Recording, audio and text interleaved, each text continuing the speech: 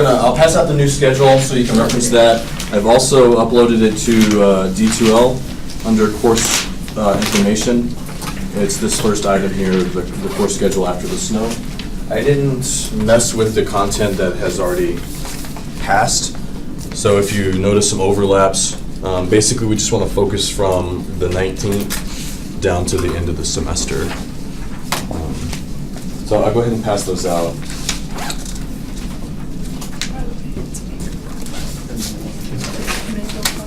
Oh, okay.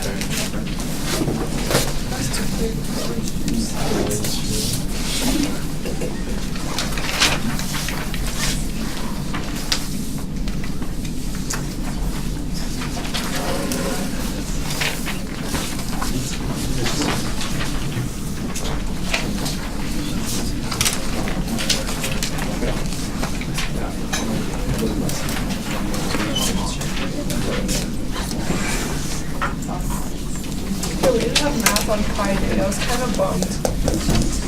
Almost taste canceled math class. Yeah, so I did cut out 2 sections from chapter 4. It's reflected on the schedule. I don't know if it'll show up for you on the My Math Lab end, but we cut out 4.5 and 4.2. So I unassigned those problems. Hopefully you don't see them, but they are unassigned. Nothing really changed. We just had to get rid of 2 sections and just try to squeeze everything else from chapter 4 in to that time. So that's really all that changed. But everything is current on that schedule.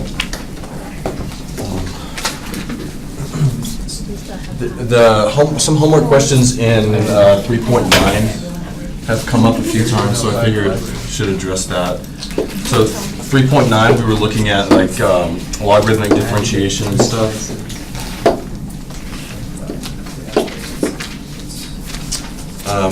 Question 11 and 16. If any of you have done those and got it wrong, because it wants you to simplify them in a very specific way. And some of the other ones it doesn't care, so I'm gonna try to contact the publisher and see if they'll fix that. It's kind of late for us now, but those 2 problems, 11 and 16 in particular, they seem to be very picky on how they wanted the final answer entered. So if you miss it, let me know and I'll give you the points back, as opposed to trying to do it over and over and how they want it. You know, you probably got something where this sine x ln 17x was on the outside, just multiplying all of this stuff, and it didn't like that. For whatever reason, it just wanted it on top. So that one and the question 16. As far as the derivatives go, it wanted us to combine the 2 powers of x. We had that x ln 3 to the x divided by x, and they wanted you to combine the powers, which honestly, that's really nitpicky in my opinion, because it's really the same thing. So don't stress out about the exam and you know how the answer should be written. How we did all of these in our notes in class is all I expect out of the exam. Okay. So any issues come up with those 2 particular problems, let me know. Don't just type something in. I can click on this and see what you answered.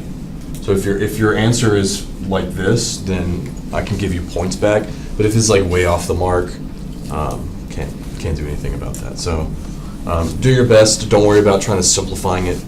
If you need those points back, please email me, and I will do so.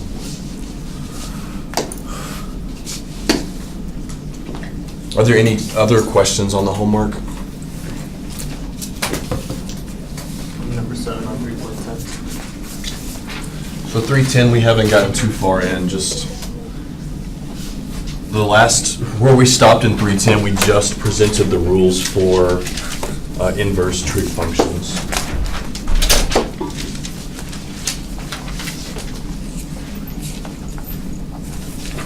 Yeah, so we haven't really got that far in yet. Maybe after we see some examples, it might be helpful after we see a few of those. Into that. Yeah. Any besides 310? Are there other homework questions before we continue with 310?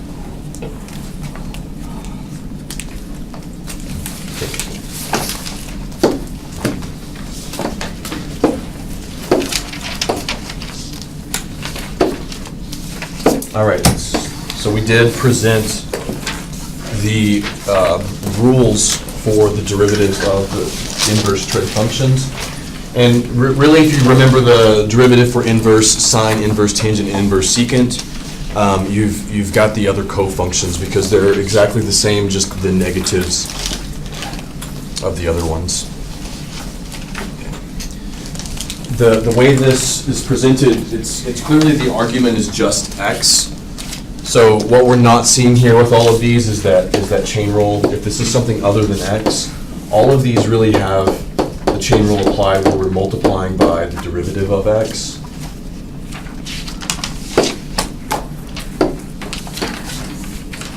So these are just the derivative. How do we take the derivative of these kinds of functions when they're the outer function is all that really gives us. So some examples.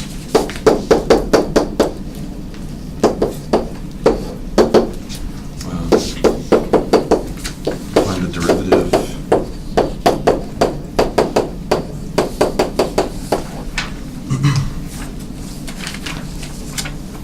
And honestly, as far as the exam is concerned, these will show up as a matching. So you'll have all 6 inverse trig functions and then 6 derivatives where you just have to match the inverse trig function to its derivative.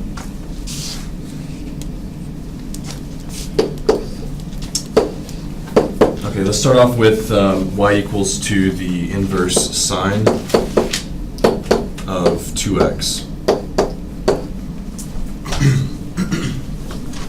So you do need to know the 6 derivatives above. So looking at the first item there above, it says the derivative of the inverse sine is 1 over the square root of 1 minus x squared, but x is just the argument.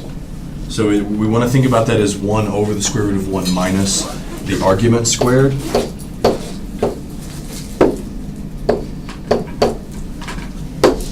And then we multiply all of that times the derivative of the argument.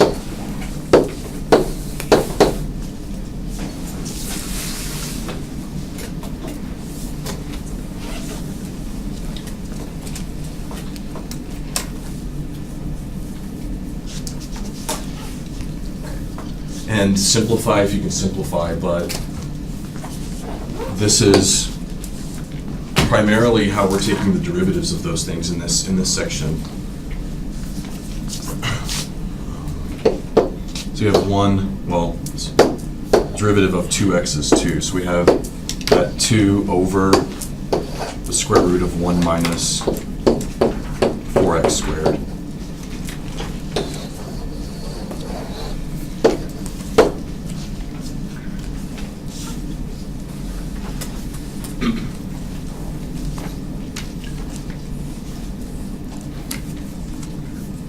So are there any questions on that? Like I said, the above formulas in that theorem are just the means to take the derivative of the outer function when it's an inverse trig function. You still have to remember the chain rule. Y'all good with that?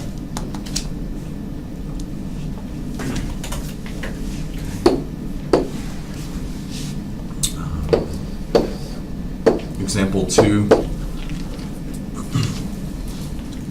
Let's do the cosine of inverse sine of x.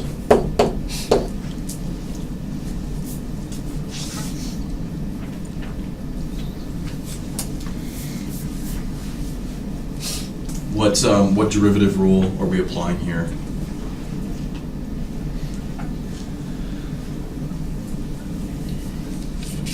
The chain rule? The chain rule, right? Because it's the cosine of this function, it's a composition of functions.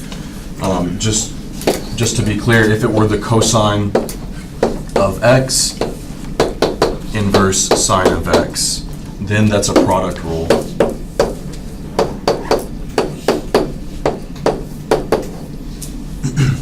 the cosine of, so the chain rule, what's the derivative of cosine?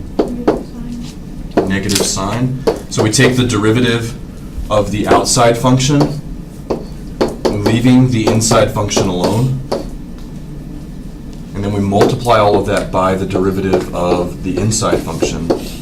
So we're multiplying all of that by the derivative of inverse sine.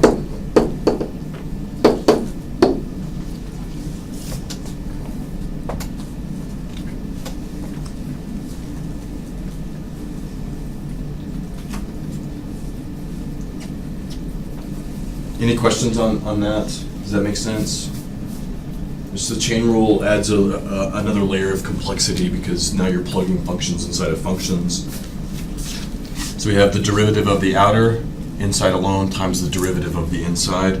What is the negative sine of inverse sine of x? Close. You're on the right track thinking that the sine and the inverse sine are inverses of one another. They undo each other.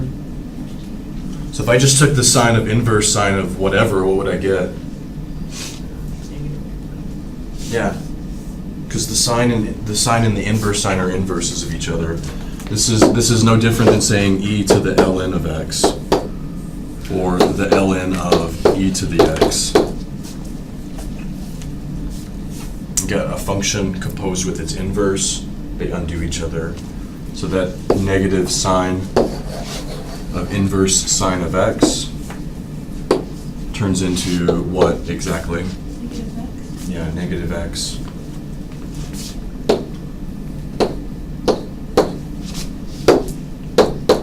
So just, this is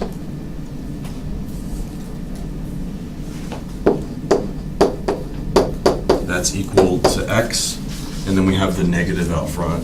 So we have the negative x times the derivative of the inverse sine, which is 1 over the square root of 1 minus x squared. Can you multiply that out and do negative x over? Mm-hmm. Yeah.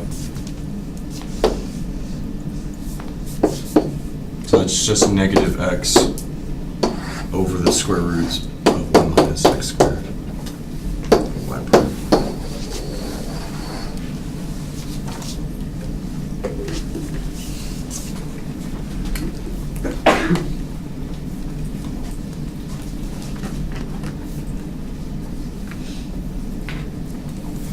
Okay, any questions on that? Yeah. On that, you're just keeping the x squared because its argument is x. On the inverse sine, yeah. Okay. Right. Yeah, if that were like the inverse sine of 2x, we would have another chain rule there with that. Okay. We took its derivative.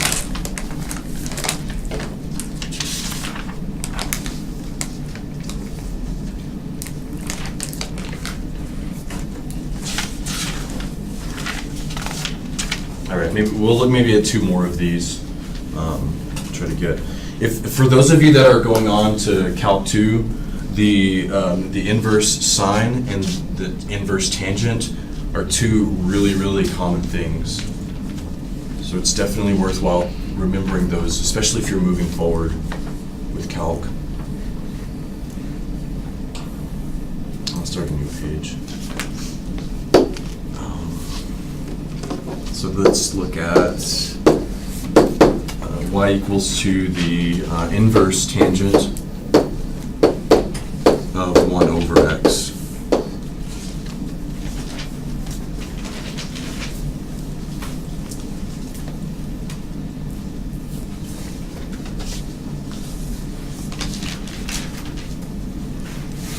So what would the derivative of inverse tangent of 1 over x look like?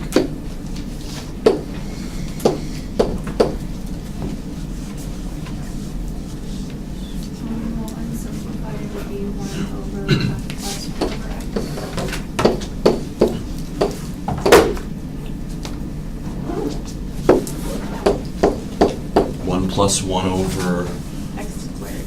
Okay, and then right, that's squared. What do y'all think?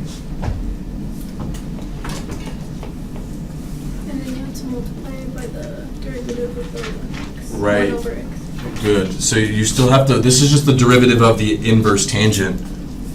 Then we have to multiply by the derivative of the inner function, which is 1 over x.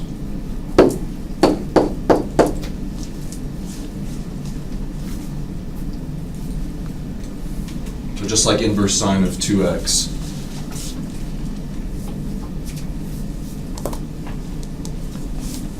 Okay.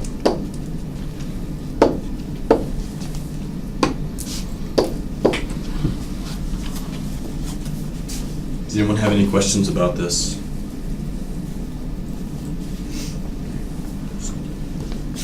So simplify that, we've got 1 over 1 plus 1 over x squared times the derivative of 1 over x is what?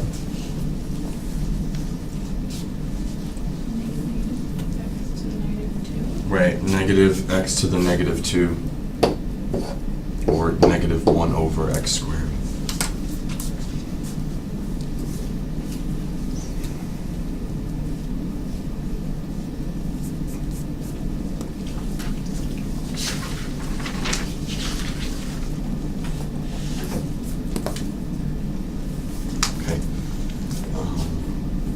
So simplifying that, you can get rid of the complex fractions in the bottom here. Top is negative 1, the bottom is x squared plus 1.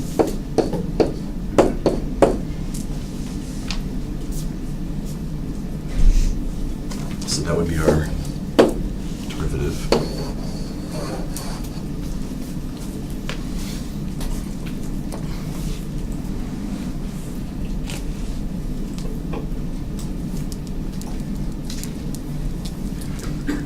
What's the domain for the inverse tangent?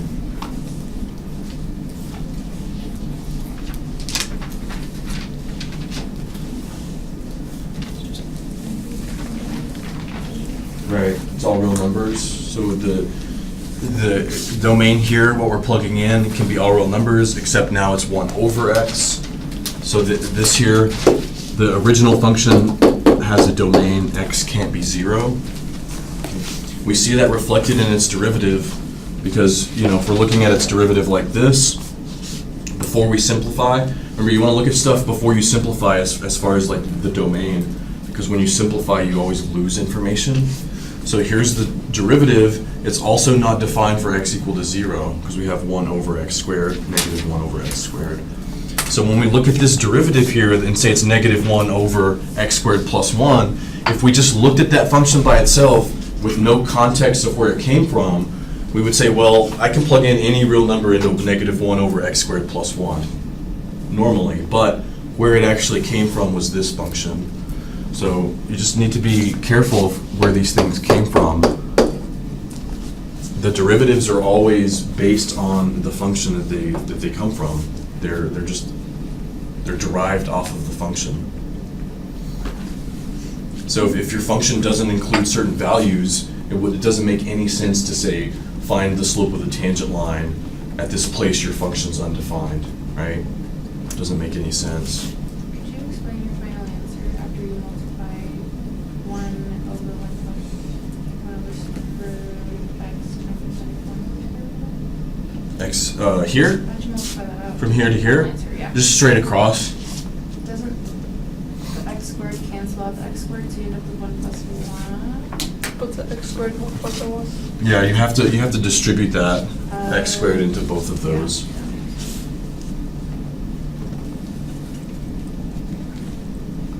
Yeah.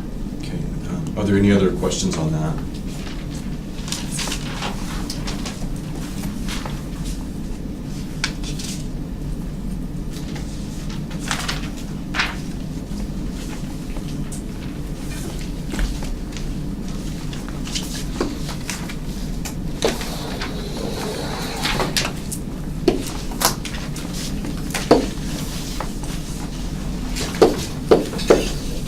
The last two examples I want to look at, I'm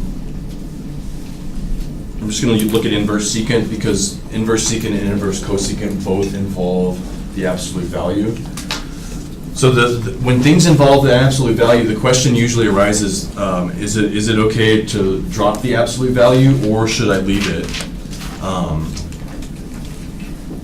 And just the idea of the absolute value is making sure that we have a positive quantity. So if you're questioning whether the absolute values are necessary in some place, you've got to ask yourself, what am I taking the absolute value of? And is there a chance of that quantity to be positive and negative? Because if the quantity in the absolute value can be positive or negative, then you still need the absolute value. But if the quantity on the inside of the absolute value is always positive, having the absolute value there is not necessary. So these last two examples hopefully illustrate that. So function is inverse secant of the square root of x.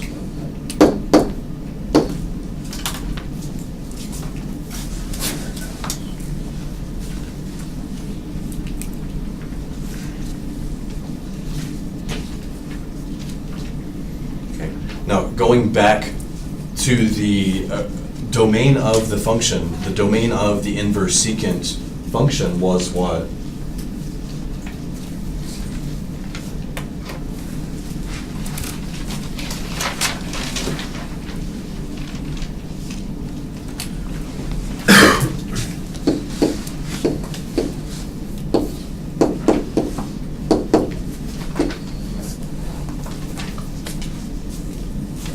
Absolute value of x is greater than 1. Close.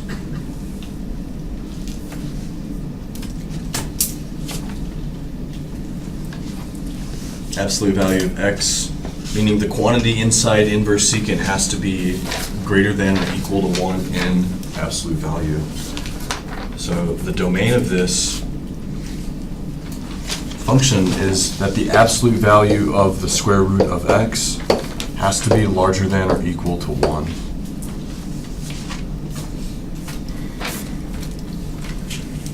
So just looking at the argument of inverse secant, thinking about its domain, and maybe its derivative also involves the absolute value of the argument. So let's go back here. So the inverse secant's derivative also involves there on the bottom the absolute value of that argument. So is it necessary to have the absolute value around the square root of x? No, No, why not? because if you have negative square root of something, you're gonna have a whole other issue. Yeah, right. The square root of this number that we're plugging in is always positive, right? The easiest way to see that is it's a positive square root. It's not a negative square root. If we throw in negative numbers, then you've got the absolute value of an imaginary number, which isn't a real number anyways. So when is the square root of x larger than or equal to 1?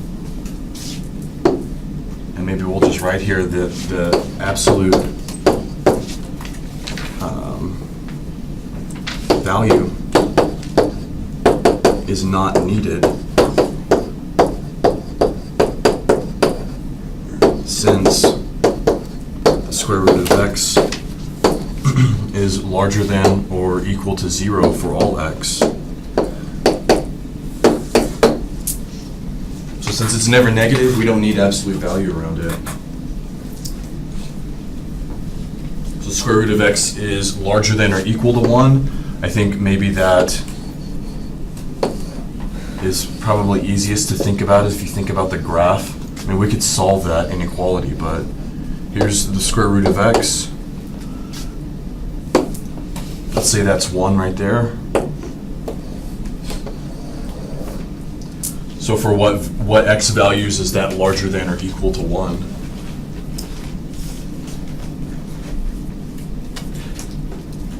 From 1 to infinity. Yeah, if the y value is 1, we had to take the square root of 1. So the square root of 1 is larger than or equal to 1. The square root of 2 is larger than 1. Square root of 3, square root of 4, square root of 5, and so forth. So really what we're looking at is including this point and all of these points for the domain. That's when the square root of x is larger than or equal to 1.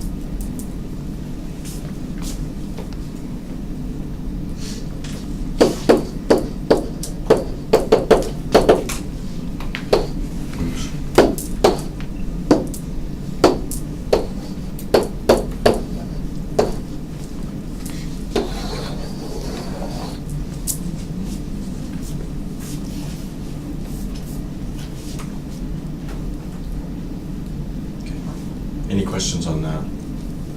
It's just the domain of the function we're taking the derivative of. So it's inverse secant of the square root of x then.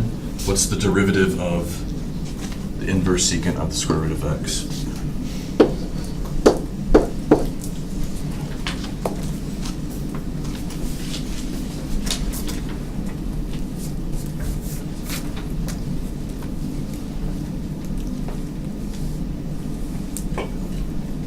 So we do 1 over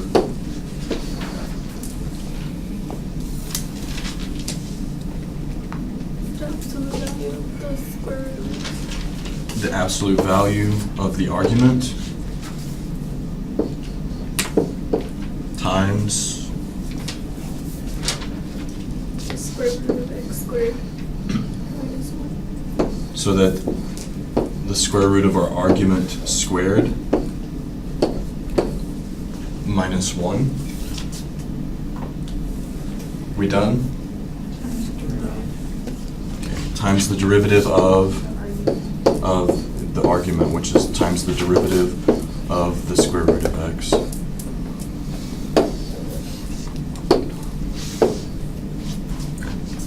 So that's just 1 over the absolute value of the argument times the square root of the argument squared minus 1. That's coming from the theorem.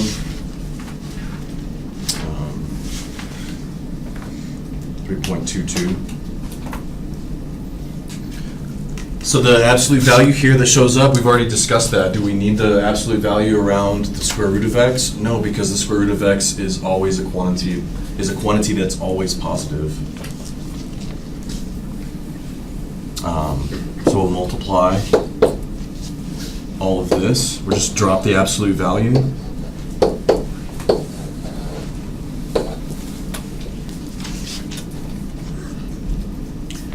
We've got under the radical the square root of x squared minus 1. So let's write that as just x minus 1 times the derivative of the square root of x, which is 1 over 2 times the square root of x.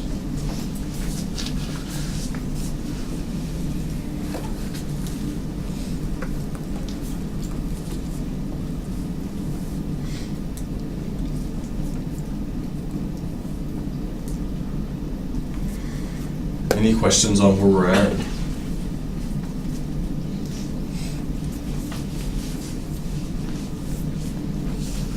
Okay, so then we'll take this square root and multiply it by this square root. So we have 1 over x times the square root of x minus 1. And times our 2, sorry.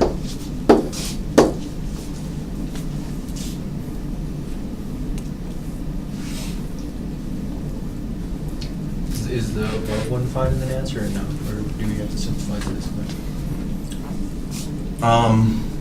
Yeah, you should simplify these if you can. It's not as heavy on the algebra stuff as like simplifying those logarithmic differentiation ones. So you should simplify these things. Any other questions about that derivative?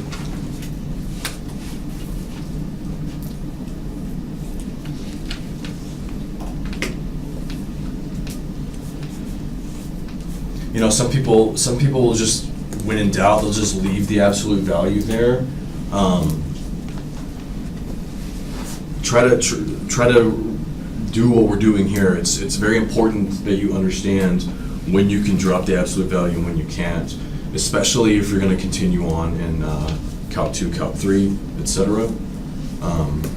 Maybe if you don't have to move on, don't worry about it too much. But if you have to move on, for sure.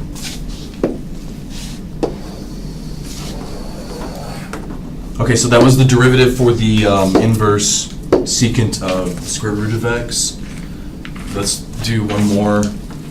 That's take the derivative of the inverse secant of 2x.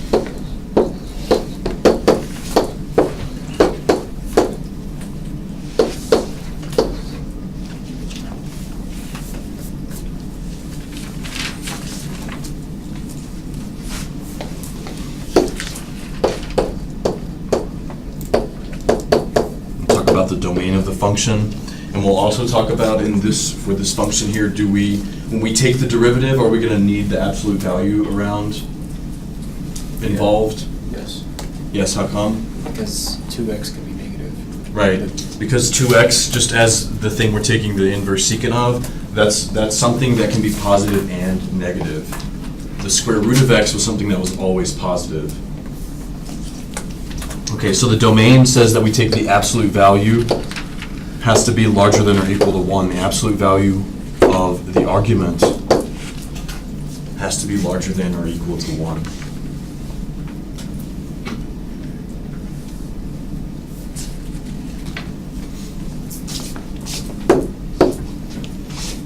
So 2 is always positive, we can pull that out.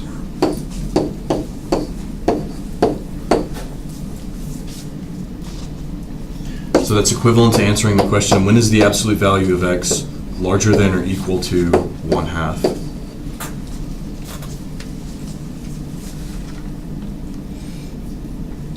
Y'all remember how to solve the absolute value inequalities?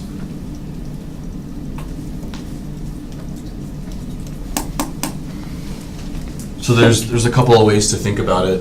One, we looked at when you have an absolute value, how do we remove the absolute value to write an equivalent algebraic statement? That came up in 2.7 when we talked about the definition of the limit. So one way to think about it is just from a straight algebra approach. You can say, well, if the absolute value of this thing has to be larger than or equal to 1/2, that means x has to be larger than or equal to 1/2, or x is less than or equal to negative 1/2. So that's the algebraic way to get rid of the absolute value there. The other way to think about it is just purely a graphical thing. So if we have, do you remember what the absolute value graph looks like? Yeah. So let's think about the absolute value graph. So here's the absolute value of x. And 1/2, we'll put that here as well, blue.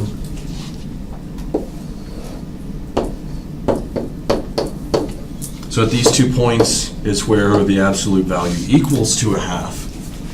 We want to know when the absolute value is larger than or equal to 1/2. So we want these 2 points of intersection. We want this interval here, and we want this interval here. So the 2 points of intersection are what? When is the absolute value equal to 1/2? When x is 1/2, for sure, hopefully that's very clear. If 1/2 over here, what's over here? Negative 1/2, right?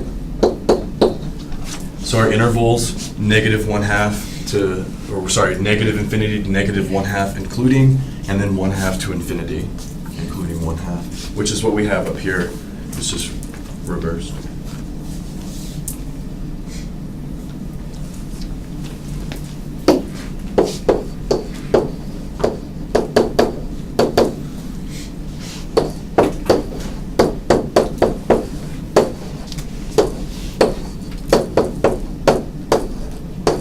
So there's our domain for the inverse secant of 2x.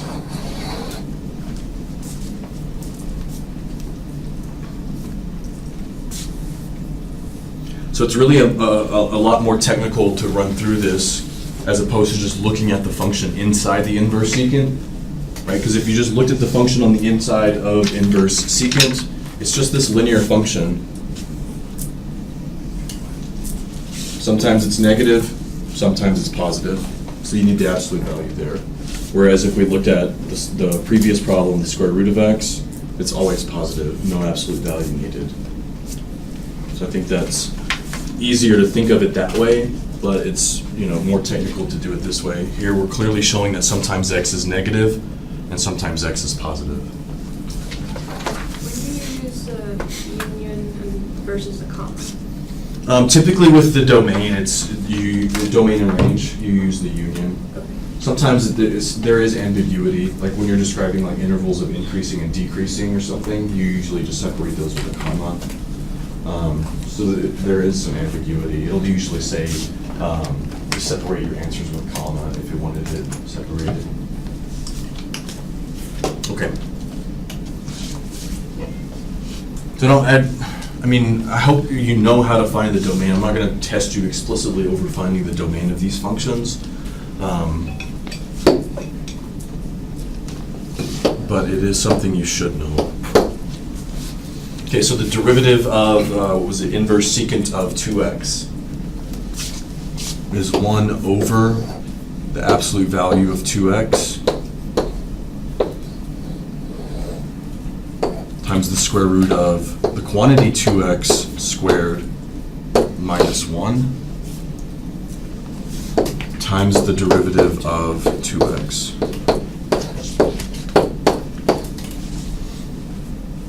And then here again, I'll make the note, we have to leave the absolute value.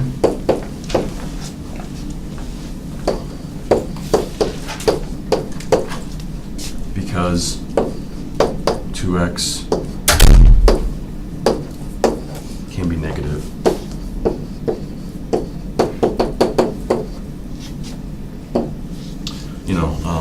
So that's just a simple explanation. The technical explanation is the domain. X can be positive and negative. Okay. Do y'all have any questions on that?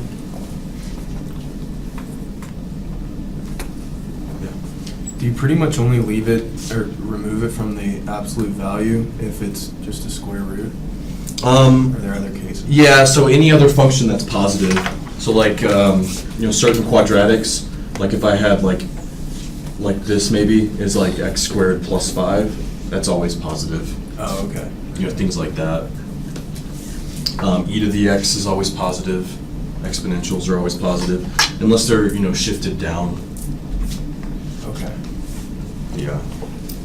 So that's in that case, again, if you can remember what the graphs of those functions look like and how they're transformed, that can be really, really efficient way to determine, is this thing always positive or not? Okay. If you don't know, then you've got to solve an inequality. Like if I wasn't sure, if I had can I drop the absolute values from e to the x plus 1? If you don't know, then you've got to ask yourself, is e to the x plus 1 greater than 0 for all values of x? And then you've got to solve the inequality. But I think it's just easier to remember, this is the graph of e to the x shifted left 1 unit. So then we have this graph right here. It's always positive. Okay, that makes sense. Yeah, I'm not going to get too much into that either on the exam, but worthwhile to know. Again, I won't test you directly on this. The extent of inverse trig functions on our exam is just matching directly from this theorem. But you do need some of these techniques for the homework. All right, are there any other questions about any of this stuff?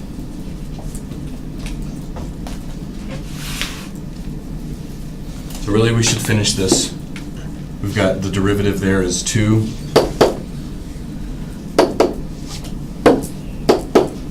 So we have 2 over the absolute value here. Again, the 2 is a quantity that's always positive, so we can take the 2 on the bottom outside of the absolute value. We still have to have the absolute value of x times the square root of 4x squared minus 1.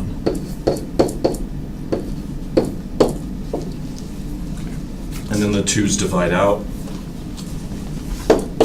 So we just have 1 over the absolute value of x times the square root 4x squared minus 1.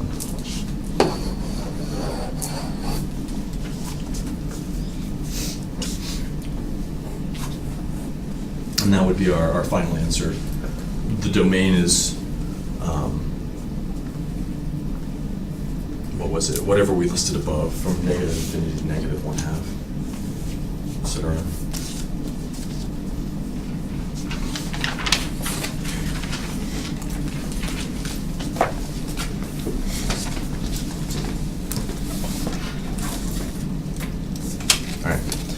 we're gonna conclude 310 with that. Is there any other questions before we start 3.6?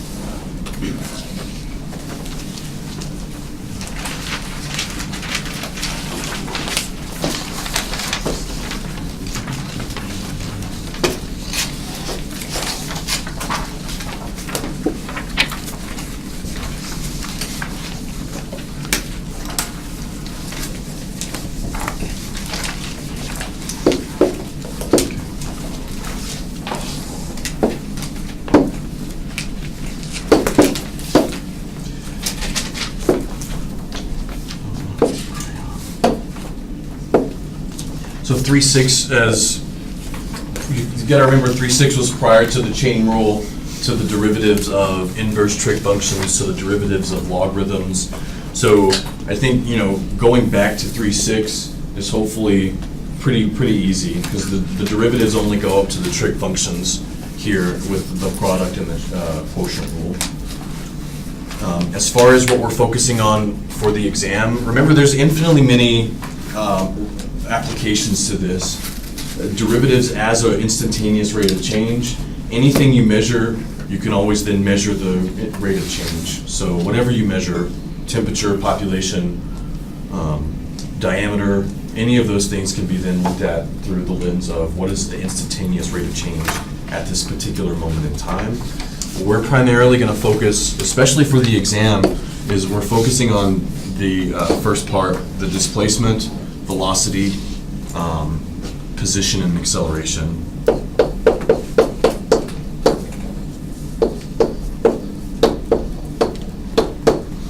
There's some other formulas below. One of your homework problems in this section does deal with an instantaneous population, but we're focusing on position, velocity, acceleration for the exam.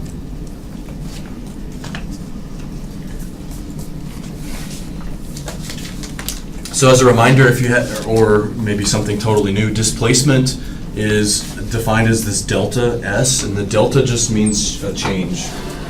So displacement is just a change in S, where S is position.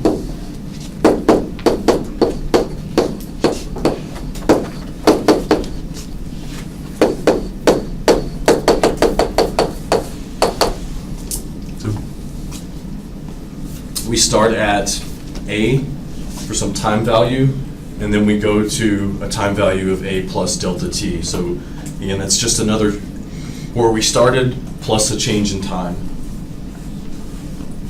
So all displacement is a change in position. That's a completely different concept than distance traveled. So if I start here, walk over to that podium and walk back to where I am, my displacement is 0, because the change in position from where I started, there was no change. I ended where I started. Displacement is 0. The distance traveled, though, would be 2 times that. So whatever that is, 30 feet.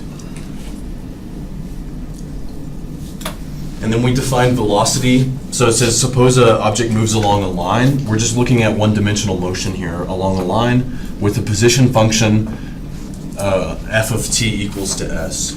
So typically we see our position functions as s of t in this textbook. The velocity is then defined as the derivative of s with respect to t. So if we take the derivative of position, we get velocity. So does that make sense? When we compute a derivative, how do we find the units involved or associated with a derivative?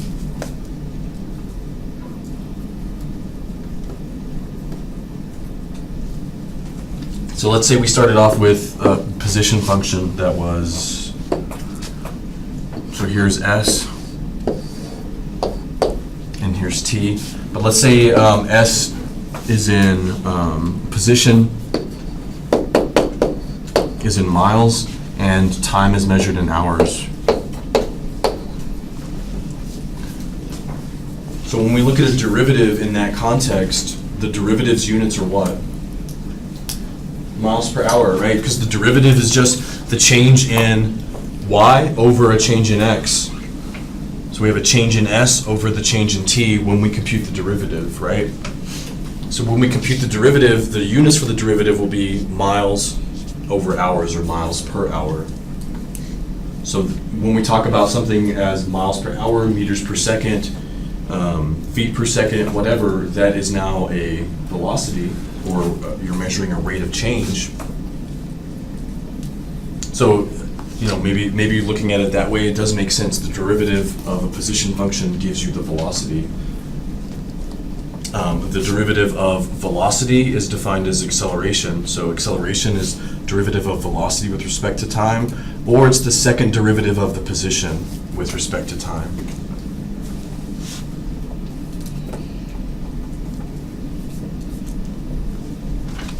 So, I think typically how we're going to think about this is velocity is the derivative of the position function, and acceleration, A of t, is the derivative of the velocity function, or the second derivative of the position.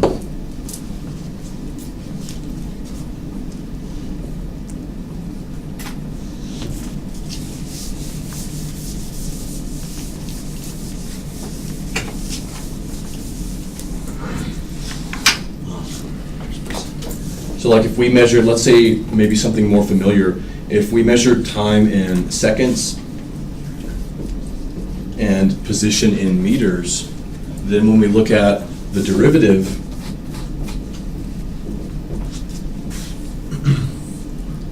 again, the units for the derivative are now meters per second.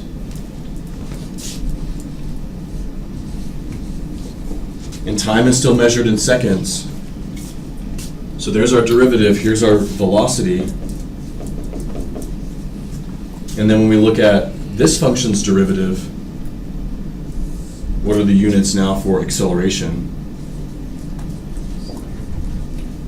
Miles per hour squared. Yeah, again, we find a derivative, so what do? We just take the y units, divide by the x units. So the units for the derivative of velocity are meters per second divided by seconds. Meters per second is meters per second squared. Meters per second. Meters per second squared. Which if you're in physics, you've probably seen that time and time again. So that's really the connections we want to make and focus on for our exam on Thursday. Okay. Some other formulas are, average and marginal cost. There's elasticity of demand, population growth rates. There's so many, but there's a couple more.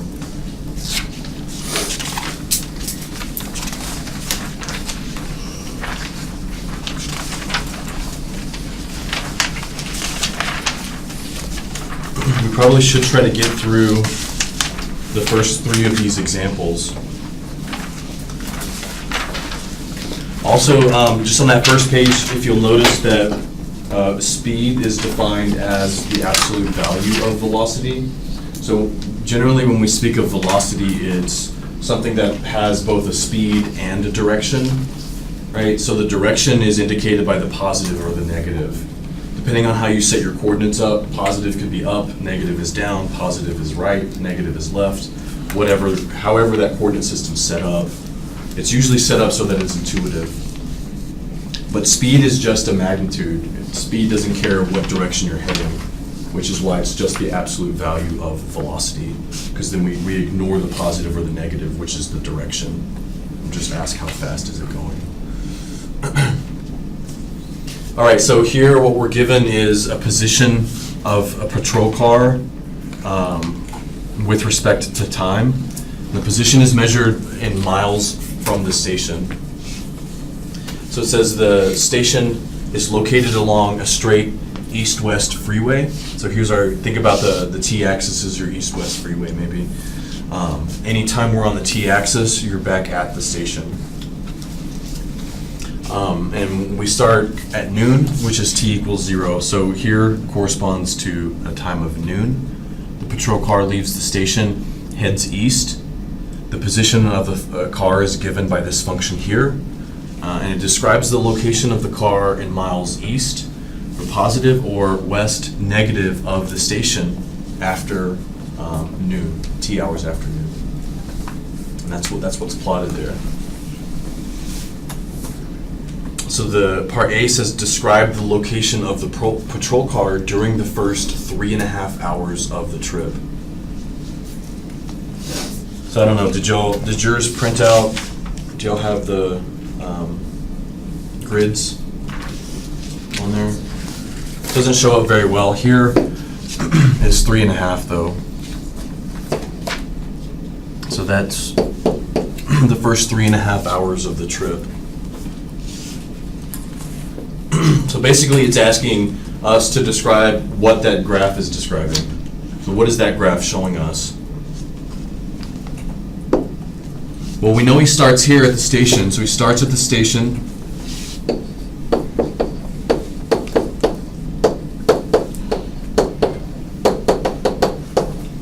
And then what direction do they head?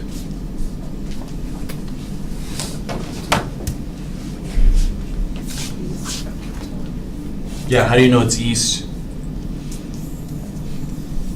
Because it's a positive number. Well, yeah, and it says that the car starts heading east. Right. So from this here to start, it's heading east. We'll just say that it starts at the station, heads east. For how many miles? Yeah, 80 miles. Here's 80.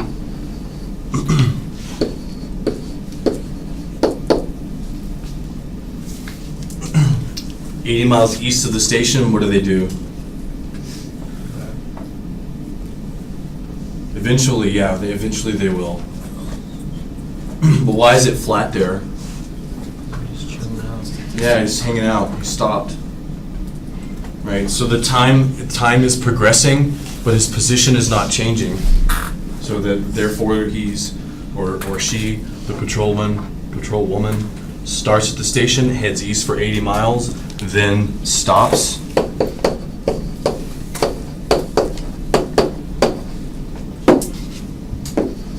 So here we'll say that they're stopping here.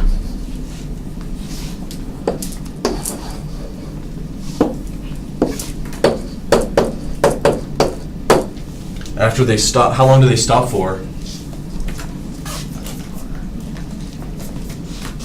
For how long?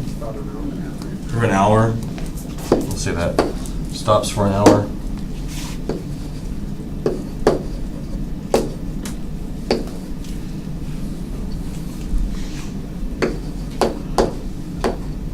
Stops for an hour. Then what happens? Starts coming back. And they start heading back, which means what direction are they heading from here? They're now heading west.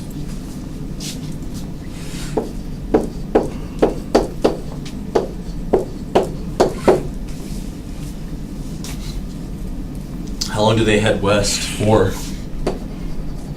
About an hour. So it's about an hour worth of driving, and how far did they go?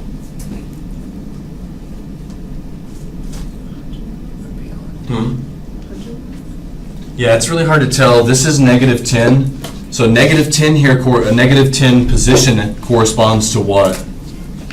West from or certain position. Yeah, so that's 10 miles, but it's west of the station because it's negative, right? 10 miles west of the station. You know, I don't know, maybe this is right here about -20. Let's just say that's that, so we don't have to guess. So he heads west, or they head west for how long? For how many miles? Yeah, because we know back to the station is 80 miles. So now we're back at the station here, and then we continue another 20 miles.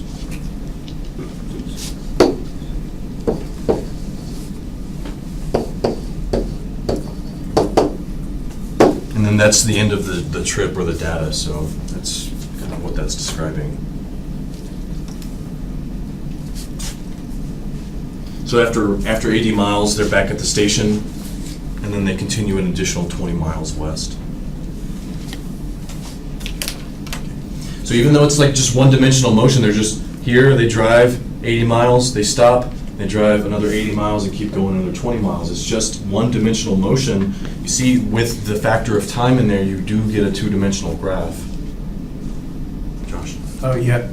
I was just gonna ask, like, if this was like on the exam, and you, instead of putting like stops for an hour, and you put, I don't know, because everything else is in miles. Mm-hmm. So he didn't go anywhere. Like, and all the rest of them, you didn't include time. Right. So that's the only, like, how do you know whether you want miles or time? Because you could also say he didn't go anywhere, but and not included time. And I feel Sure, yeah. Yeah, I mean, in that case, he stops would be okay. Okay. But there, since there is no distance traveled, there is no units in the sense of miles to report. Mhm. We just say, well, they didn't travel anywhere. How long were they just sitting there? Okay. It's a little bit more, just a little bit more information, but Okay. as long as you're clear that it stops. Okay. it's fine. Yeah, any other questions on part A?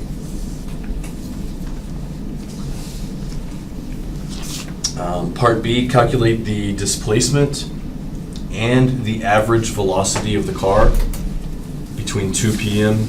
and 3:30 p.m. So first of all, when at 2 p.m., what is time equal to? 2. Yeah, because we started our watches at noon. So 2 hours later, it's 2 p.m.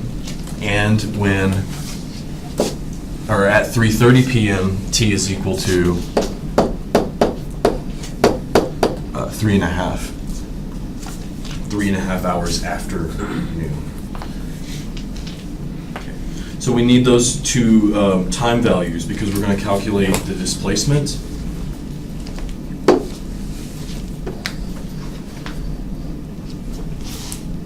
Which is the change in position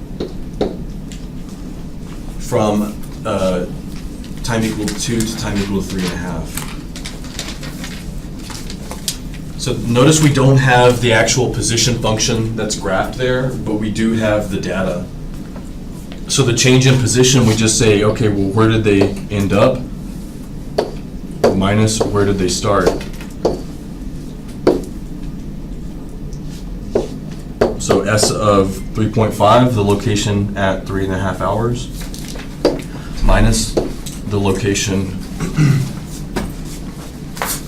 sorry, yes, 3.5 hours after noon, minus the location 2 hours after noon.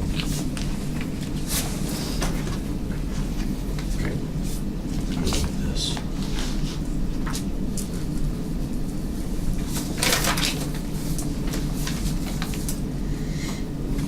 Okay, so what is the position at 3.5?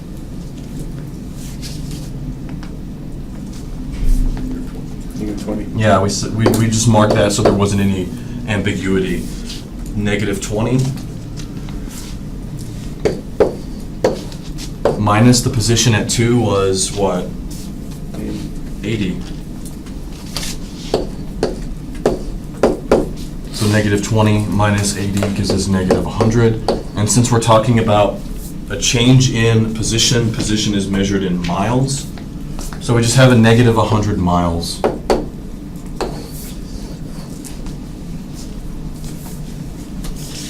Which does coincide with what we said here in part A in red, that the person heads west for 100 miles. So it's -100 because it's west. So here, these positive and negatives, like I said, they just indicate direction. Up, down, left, right, north, south, whatever. And then what about the average velocity?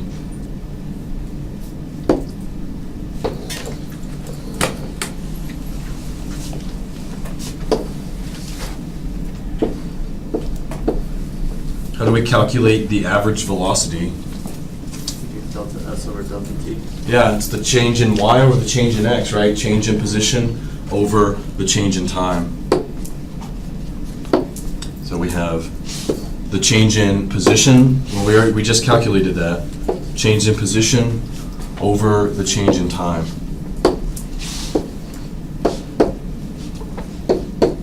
Change in position, of course, is negative 100. The change in time is what? 1.5. Yeah, 1.5, because we're going from 2 to 3.5, so that's 1.5.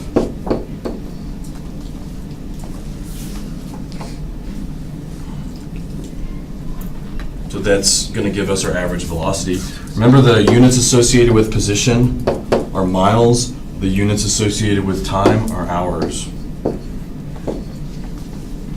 So when we divide those, we're getting miles per hour, we're getting a velocity. So, let me see if I calculated that. Negative 66.67 miles per hour. Approximately. So again, why is the velocity negative? Because of the direction. We know on that red piece from part A, we're heading west. So the velocity is negative just to indicate the direction is west. We're going 66.67 miles per hour in a negative or westwardly direction, is what that's saying. Do y'all have any questions on that?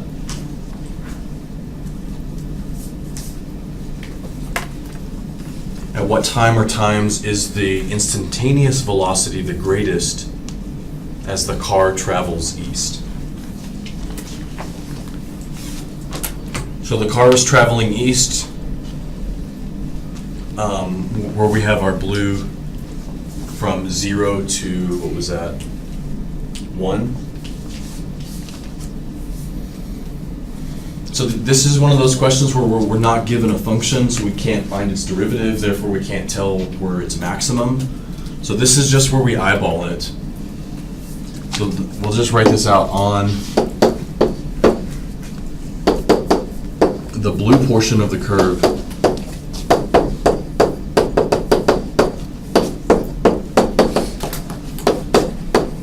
We've already established that's when they were moving east. On the blue portion of the curve, when is the slope the greatest? That's what that question's asking. So we just have to eyeball it. I don't think there's any steadfast answer here. So where does it look like it's the instantaneous velocity or the slope of the blue part is the greatest? From like 0.5 to 1. Yeah, somewhere in here, right? Let's measure this blue line. So the slope there is that, the slope there is that, and it's that, and that, right? So it all looks, definitely not here at 0. Maybe here at 0.5. The slope is here, or could be pretty much the same right here. So just say in between a time of 1/2 and a time of 1 is good enough.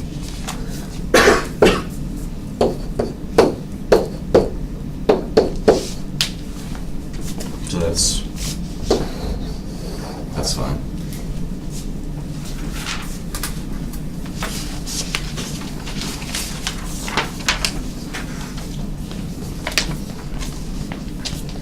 Do y'all have any questions on that?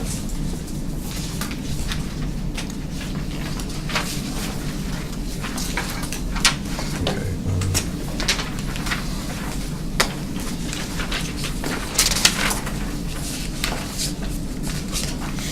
Definitely want to look at example 3. Probably won't talk about example 4. And as far as the homework goes, we should also look at example 2. So let's take a break. And then we'll look at example 2 and 3, and then talk about the exam.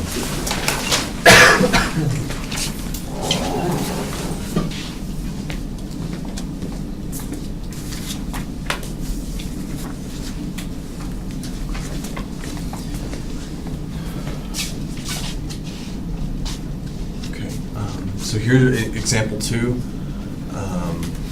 Again, the position is tracked in feet. This object is moving horizontally. And and we've got a position function that's s of t equals t squared minus 5t for t being between 0 and 5. Assume that positive values of position correspond to positions to the right of s equals to 0. So we're asked to graph the velocity function and determine when the object is stationary, moving left, and moving right. So in order to graph the velocity function, of course, we need to know what the velocity function is. So how will we find the velocity function? Velocity function v of t equals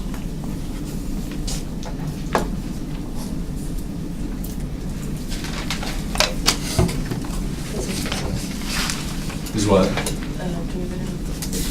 Yeah. Velocity is the derivative of the position. The derivative of t squared minus 5t is 2t minus 5.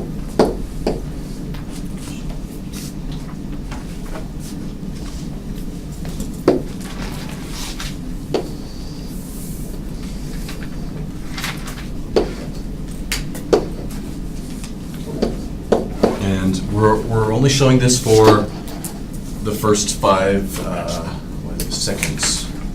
So we're graphing at 2t minus 5 from 0 to 5.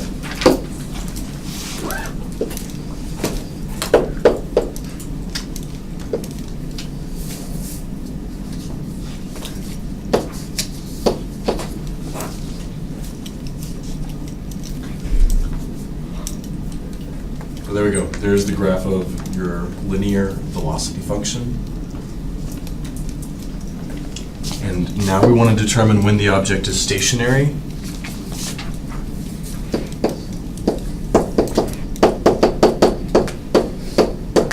When the object is stationary, what's true about the velocity? 0. So the object is stationary when the velocity v of t is identical to 0. So what t value is the velocity 0?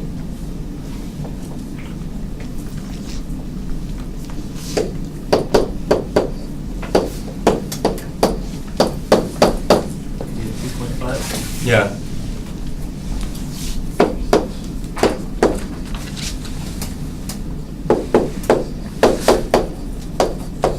At 2.5 seconds is when the object is stationary. Did you just set the derivatives to 0 or how? Yeah. When is the velocity v of t? When does 2t minus 5 equal 0? Oh. Yeah.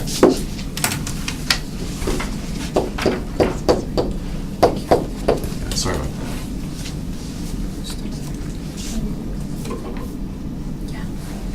Okay, object is moving left and right.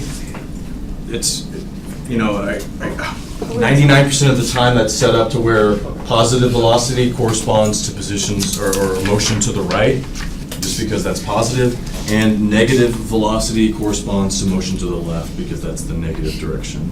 So that's almost all the problems like this set up that way. So next question is moving left. Moving left. And moving left means we're just trying to describe the time interval for which the velocity is negative. When is the velocity function less than 0? And so we're describing this interval here from this point up to here.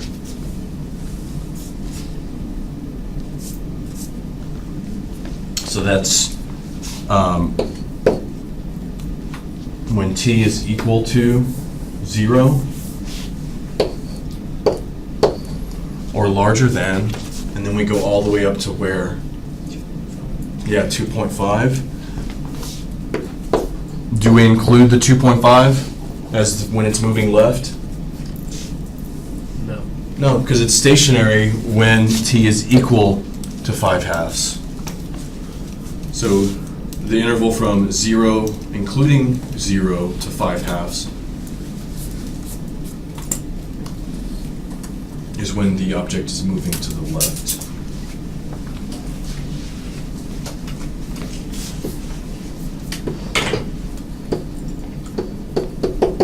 moving right is when movement to the right when velocity is positive or when velocity is greater than 0. And so we've got the time larger than 5/2. Again, not including the 5/2, it was stationary there, all the way to the time of 5. So less than or equal to 5. Because that's the time interval we were given. We go from 0 to 5.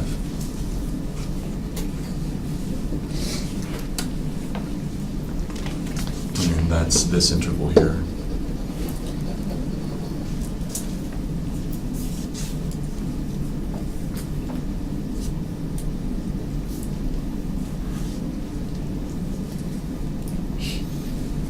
So I was doing this in the homework, and Mhm. it doesn't ask for it in that format. Like it asks it for it like in parentheses. Oh, okay. Yeah.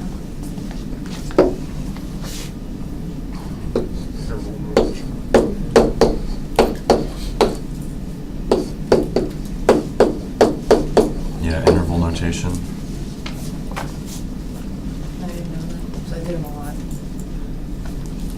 It's terrible.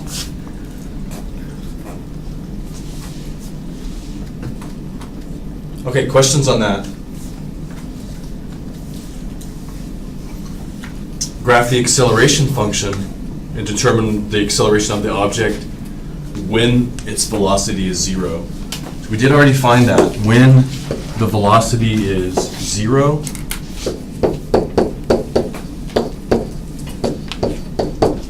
found that previous 5/2 seconds. So graph the velocity, what is the, or sorry, the acceleration, what is the acceleration function?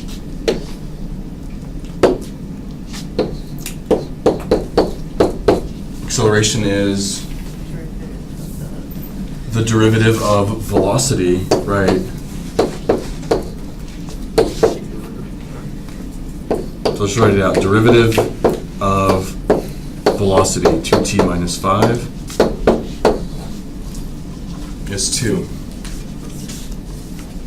So it's always accelerating at a constant rate. Acceleration is 2. Here's the acceleration with respect to time. And it's always here at 2.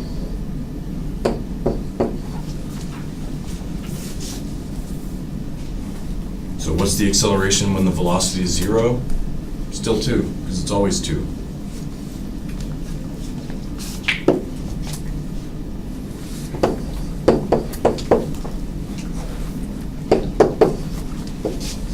What are the units?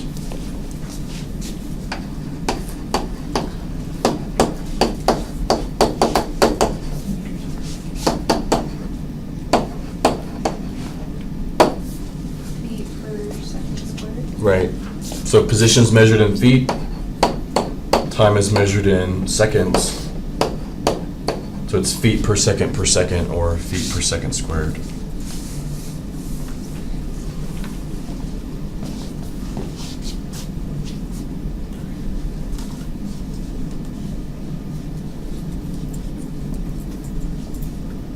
Any questions on that? How did you find the feet per seconds? That was given to us in the problem. Position in feet and time in seconds.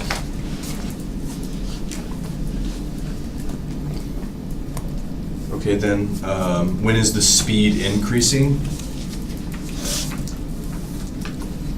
So we defined speed as the absolute value of velocity. So speed is the absolute value of velocity, which is the absolute value. Our velocity function was 2t minus 5.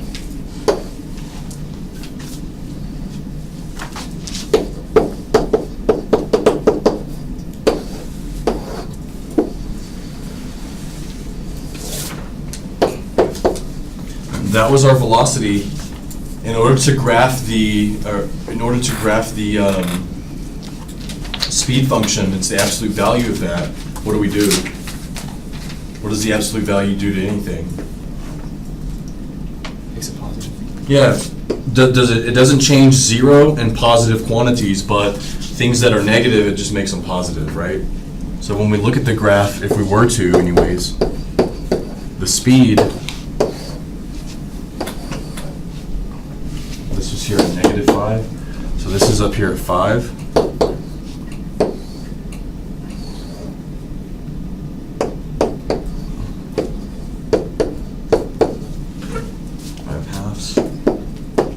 So that's what the speed function would look like. So those are start and stop. So just brought it like up? Yeah, the negative thing right here became positive. Oh, because that's what that's. Yeah.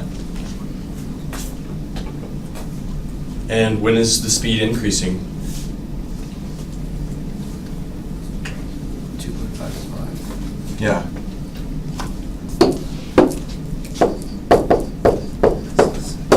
Speed is increasing on the interval from 5/2 to 5.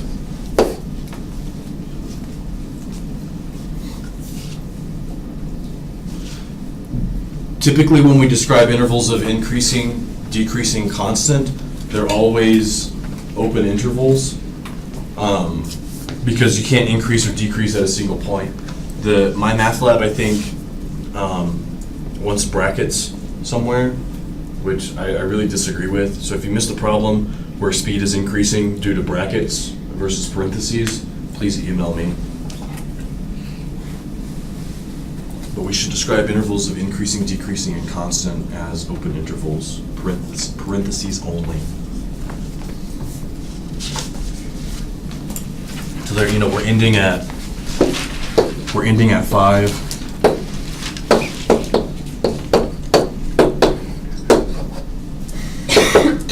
My math lab says that, which, I don't know, I have issues with that.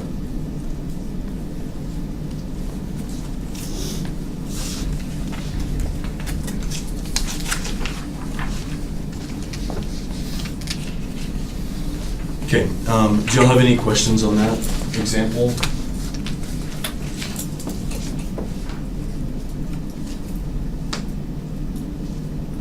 Okay, then this question 3, this would be more out of the first 2 examples. Example 3 is more reflective of what would be on the exam for 3.6.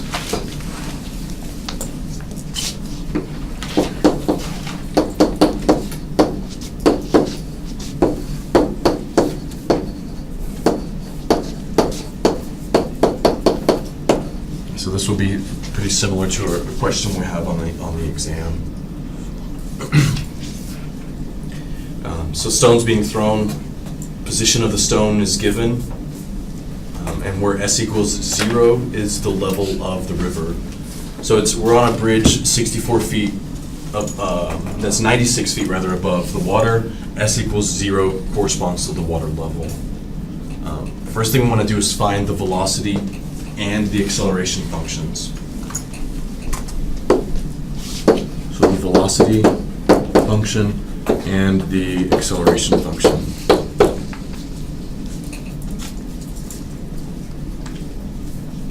So what would the velocity function be?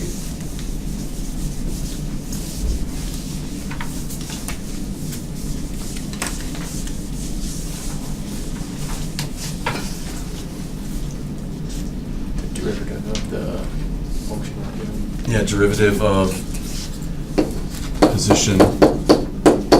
This is just power rule stuff here. -32t plus 64.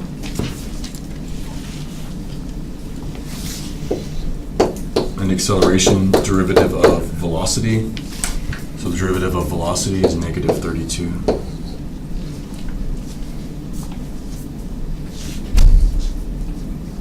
Now you might, again, if you're in physics, you might recognize -32 as the acceleration due to gravity when things are measured in feet per second, right? So -32 feet per second squared is the acceleration due to gravity.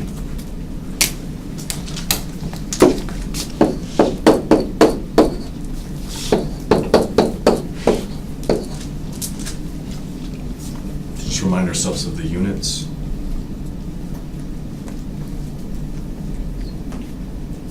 There's nothing too crazy in this section. Again, this was before like chain rule, inverse trig functions. So the functions in 3.6 are pretty well behaved. Polynomials or their trig functions. It's about as complicated as they get. Okay, then what's the highest point above the river reached by the stone? How would we find that? Is that the, like when the slope equals 0, like the horizontal? Yeah. Or the tangent? Right. So we've got this negative quadratic. You know, granted we don't have a full picture of what it looks like, but we know it's quadratic and we know it's negative, right? So it has to be this upside down U shape of some sort. This again is describing the position. And all we're looking for is the highest position. So we're looking for the point where the instantaneous rate of change is 0, or where the tangent line is horizontal. When the derivative is 0. Exactly, when the derivative is 0. So does that make sense? You throw an object off, and it kind of takes this parabolic path. It's you know, you can't see it, but momentarily it stops before it starts descending, right? So it's that point in which it stops ascending, transitions to descending that we're looking for, because that's the highest point is reached by the object. And really, since it's quadratic, there's two ways to think about it. If this weren't quadratic, then the tangent line horizontal approach is about the only way we can get there. So let's write this out. One, we could figure out when the velocity is 0. That is when the position has a horizontal tangent.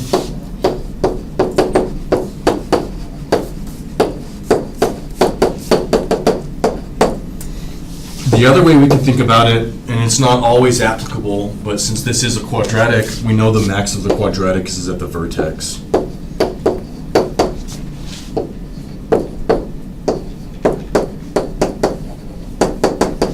So either way, we could use to solve this problem.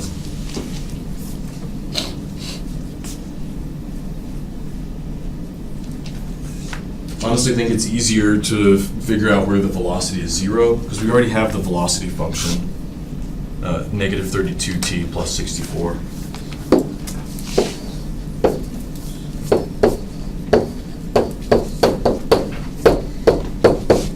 So negative 32t plus 64, the velocity is 0 when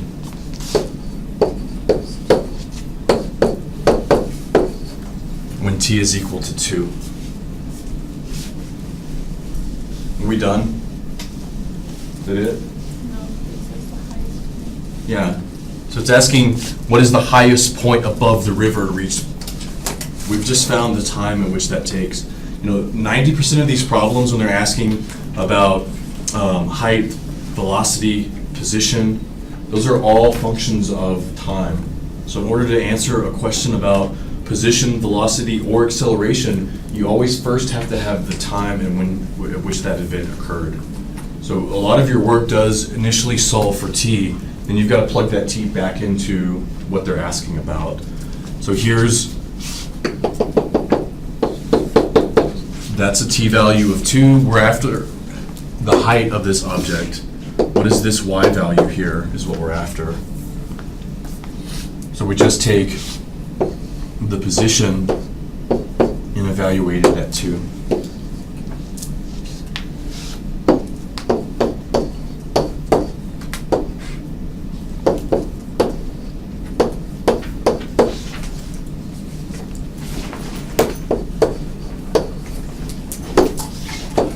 Oops.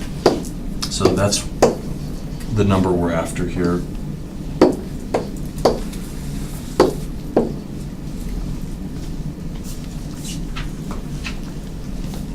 So we should label that max height.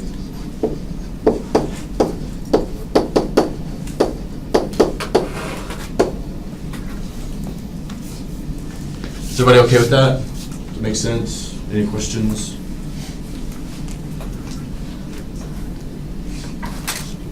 found the time at which it takes to reach its maximum height, plug that in to get its maximum height, which is, say, 160.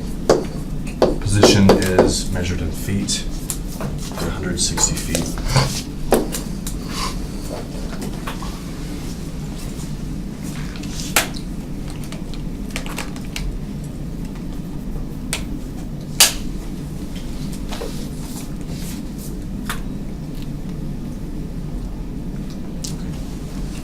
Questions on part B?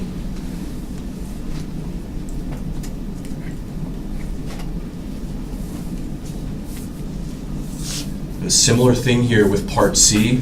With what velocity? We want to know something about velocity. Again, velocity is a function of time, so we need to plug in a time to v of t.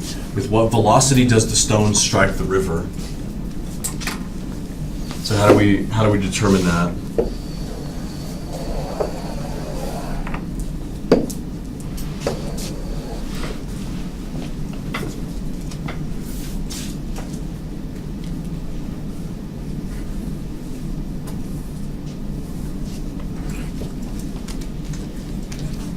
Find what time interval its position is at 0, and then you plug it into the velocity equation. Okay, yeah, what do y'all think? We find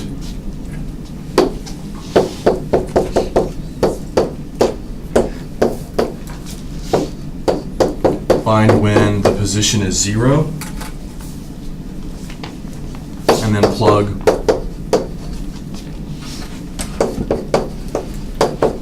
that t value into the velocity function. That sound right? So you've got to first figure out the time to plug into the velocity. When does the stone strike the river? When the position is 0. So we first have to solve s of t equals to 0, and then we plug that t value in. Okay, so step 1. When does s of t equal 0? Solve the equation negative 16t squared plus 64t plus 96 equals to 0. So it's quadratic. We'll use the quadratic formula.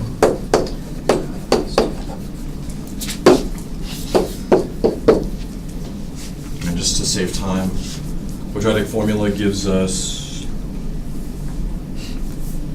a t-value of negative 1.162 and 5.162.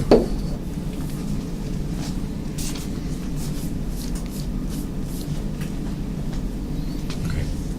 That is, those time values are when the object strikes the river. So just note that time in which the stone strikes the river.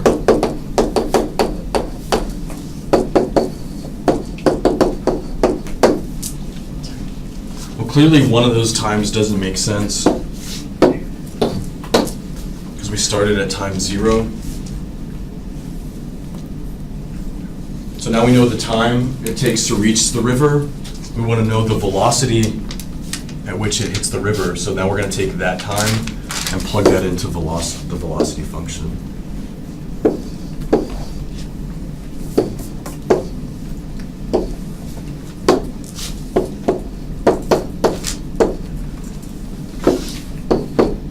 Is that negative 32?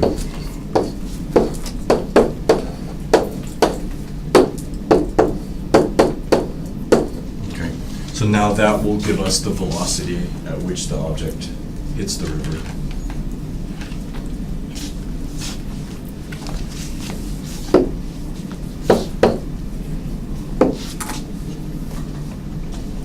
I don't know if I calculated that. So about negative 101.184.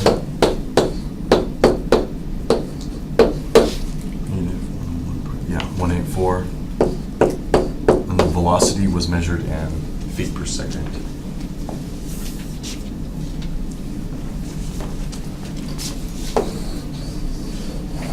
So velocity is negative here because why? So we're going down. Yeah, the object is falling to the ground.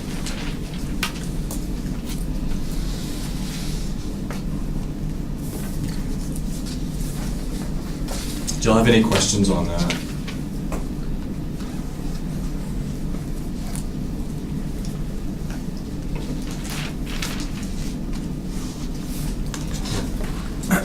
So velocity is a derivative of s of t. S of t, the velocity is the derivative of position, s of t. Okay, and then acceleration is the derivative of velocity. Right, Okay. right. Or the second derivative of s of t. Okay. Okay, any other questions? Why did you pick the chapter one? Because just for convention, when we started, like whenever we throw this thing off the bridge, we're measuring from t equals 0. So as soon as we start our watch, right, the stopwatch is at 0, 0 already, so we start then. If we wanted to start it at, say when we started it, that was actually a -5, then it would make sense in that context. But I believe that's specified. No, it's not. So it's not specified because, I've never seen a problem where you would shift your time to the negative side. So it's always we start our time at 0. Okay. We're skipping the 4th example for cost. This is for time purposes.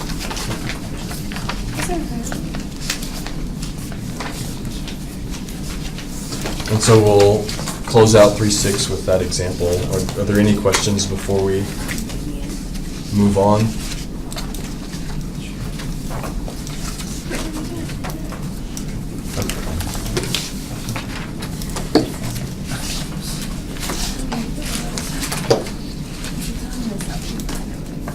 Okay, so exam 2.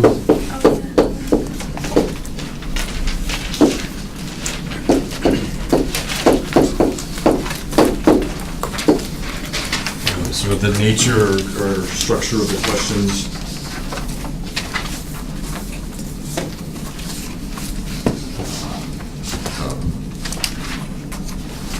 So just write the number of questions will be circled.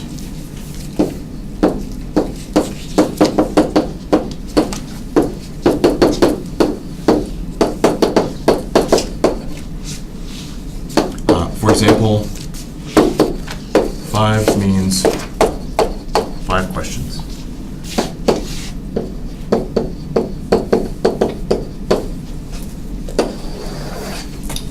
All right, there's going to be 8 questions for fill in the blank or true false.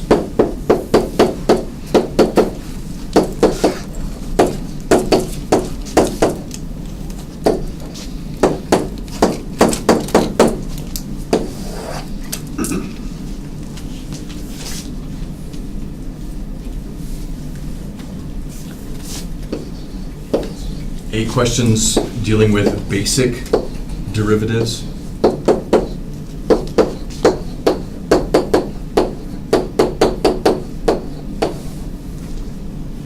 And basic derivatives just means there's no chain rule involved. The argument is x. So, I don't know, for example, sine x, 2 to the x, log base 6 of x, those kinds of things. Of course, not an exhaustive list there, but basic derivatives, no chain rule. There'll be one question where you have to find the second derivative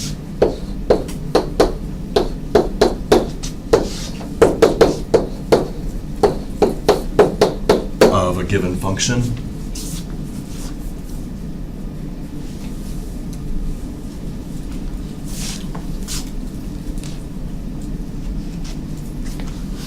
one question where you have to find the equation.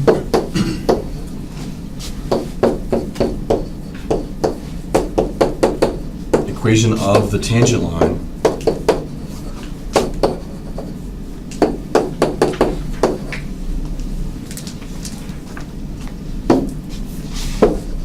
At a given point.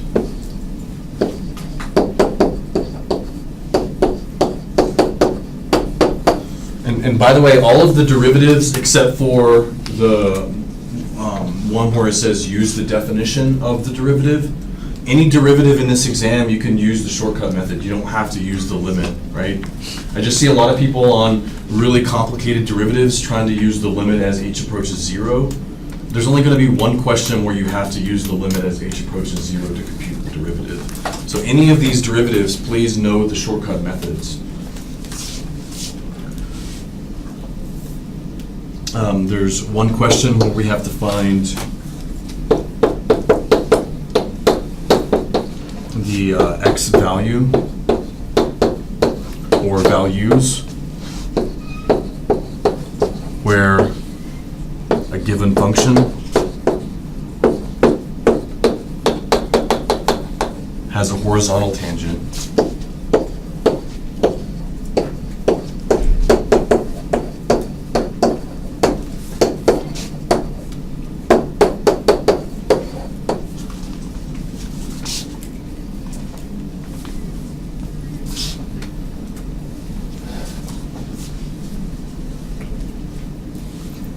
So to find, if you're given a function f of x, how do you find where it has a horizontal tangent line?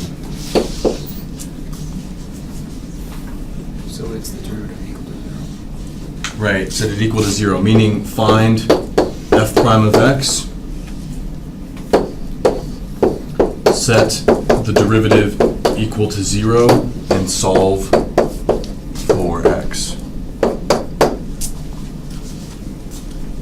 So, you know, a problem like that won't be something crazy where you have to factor out an exponential from a trig function, right? This is something you should know how to solve. Polynomial, exponential, logarithm, trig function, sine, cosine. So something to that effect. It won't be one of those logarithmic differentiation type problems. There's one application where you're given population function.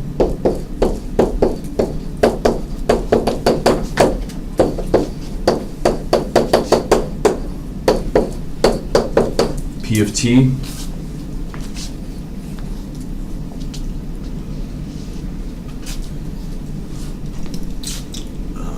Find the instantaneous growth rate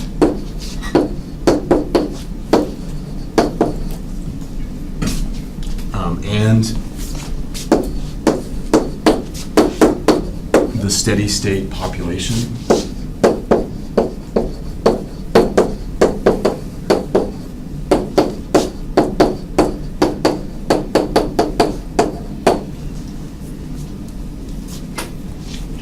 Anybody remember how we find the steady state population? X approaches infinity. Right.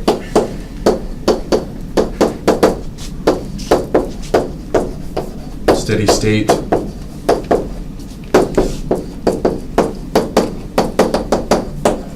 Population is just asking the limit as time progresses indefinitely. Does the population reach a certain value, or does it keep growing forever? So just remember, the limit at infinity determines the steady state. We're asking the steady state of the population. So make sure here you're computing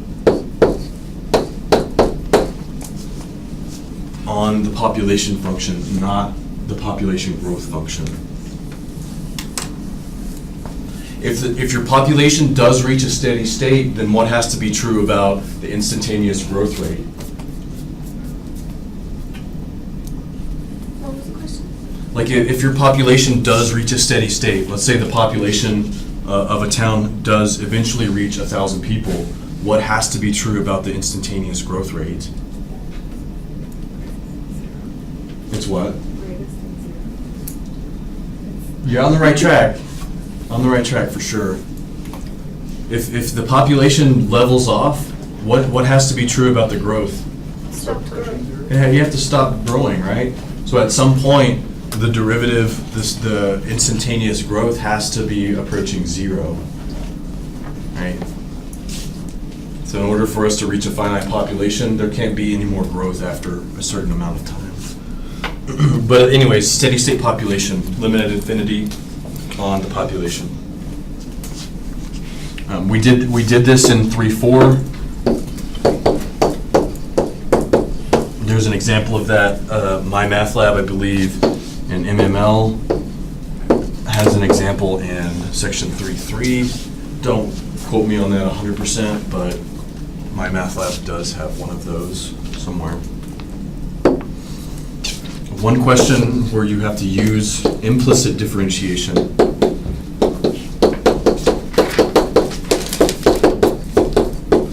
Use implicit differentiation to find the equation of the tangent line at a given point.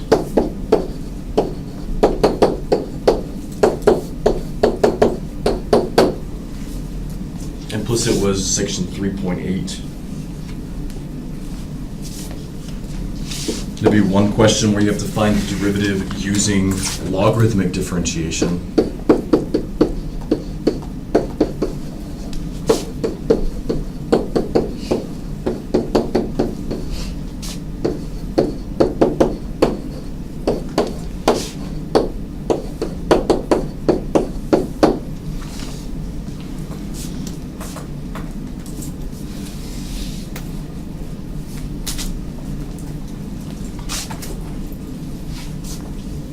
I have questions about involving the derivative using the chain rule.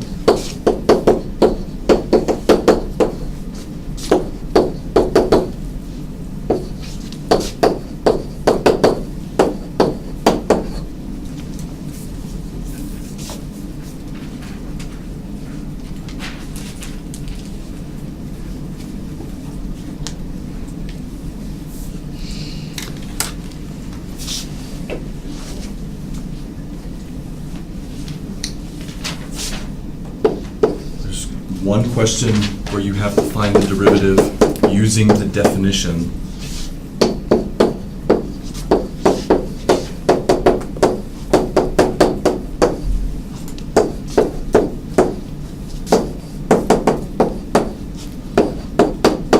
Find the derivative of a given function using the definition of the derivative.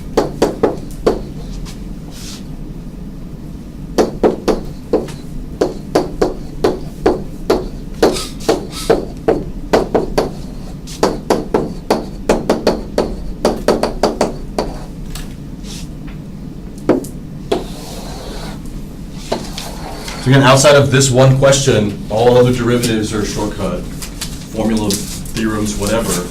This is the only question where you have to use the limit as h approaches 0 on the difference quotient.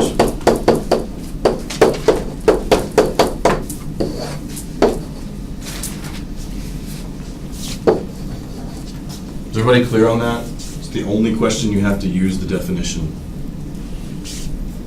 For whatever reason, semester after semester, like I said, people try to find other derivatives using the definition. This is the only time you have to use it on the exam. So don't make things hard for yourself.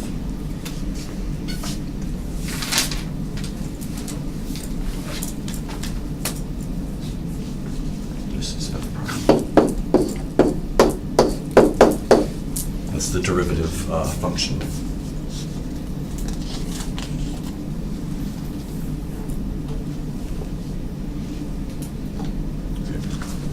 Everybody have what they need from this page?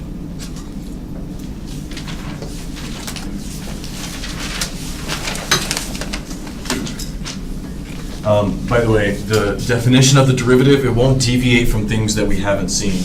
So this will either be, the function here will either be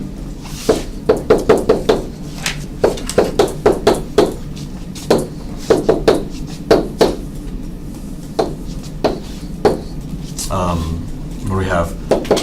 A radical. Radical, we did polynomials.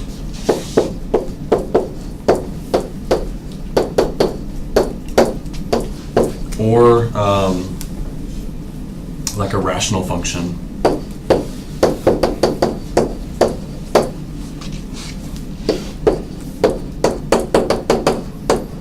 So the methods for simplifying each one varied. With the radicals, we had to use the conjugate. Polynomials, it was just expand, combine like terms. Rational functions multiplied through by the lowest common denominator. That's what you could expect to see one of those. Okay. There's going to be one question where you have to match functions, f of x, with their derivatives.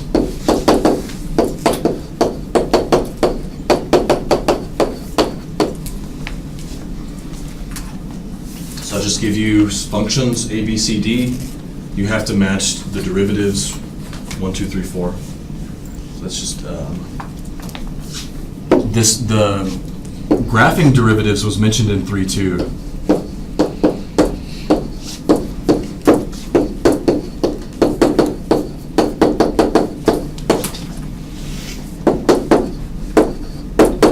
So if you want to refer back to our class notes, that's where we looked at how we come up with a graph of the derivative. Will you like match the derivative to its graph? Match the function to its derivative, yeah. Yeah, and also one question where we match inverse trig functions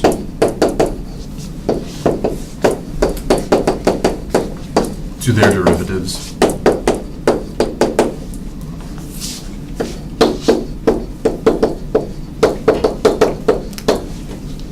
Which implies that you need to know the derivatives of the inverse trig functions, right? And then one question from 3.6. Where you're given a position function, find velocity,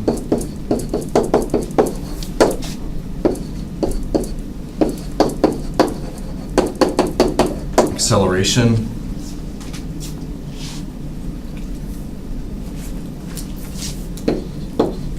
and other information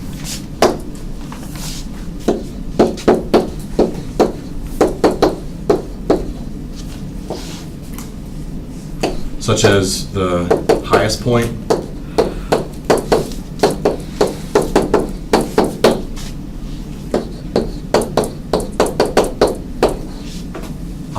velocity when it strikes the ground,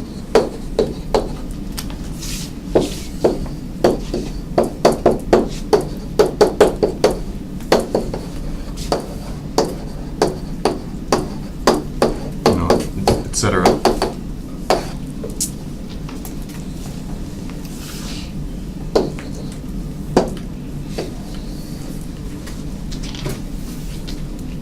They're just from 3.6. That's it. So I don't know. It seemed like a lot of questions at first, but some of the questions should be pretty quick, like basic derivatives. Should be able to get those pretty quickly. A couple of other problems I think should be pretty straightforward as long as you know the derivative rules. Okay. I didn't mention anything about like the product and the quotient rule. I mean those things could show up in one of these problems. Okay, so it's implied. It's not explicit where the product and quotients show up. It's just implied that they could be in any of those functions. Okay. Other than the basic derivative stuff. So is there anything specific, maybe from the list that you want to look at? So for finding the derivative using the definition of derivative, do we need to know like trig identities? No. Okay. No. It'll be either a rational function, a polynomial, or a radical square root. Okay. Awesome. Will we know how to should raise your hand? What is it? Should raise your hand. For like basic derivatives, will we have to like show our work or no? Will you No. like tell us when we have to show our work? Yeah, I mean, you should show your work when it's anything like, if basic derivatives, there's not much work to show, right? If I say, what's the derivative of 2 to the x? It's just a formula. There's no work to show there, right? So the derivative of 2 to the x is, ln of 2 to the x times, or just 2 to the x times ln of 2 times 1. yeah. For derivative. So yeah, it's something like that. You shouldn't, there's really no work you can show because it's just a formula for the derivative. Stuff like, anything other than like basic derivatives, you should show your work, like, the chain rule stuff. Don't just write out, like if I ask, what's the derivative of the square root of e to the x squared plus 2x, don't just write out, here's my answer. Like there's nothing shown at all. Like that requires a little bit of work. Because I know the 36x pros will do derivatives. You just type in, it'll type out, right? Which is another reason why you need to show your work. Because I know a lot of you have those calculators. You just type in a derivative, and it's going to spit out the answer.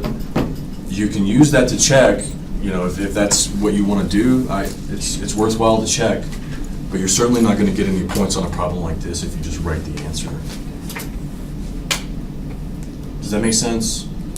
If you ever reach a point on the exam where you don't know if I should show work, should I simplify, should I whatever, and it's not totally clear to you, then please just come ask me.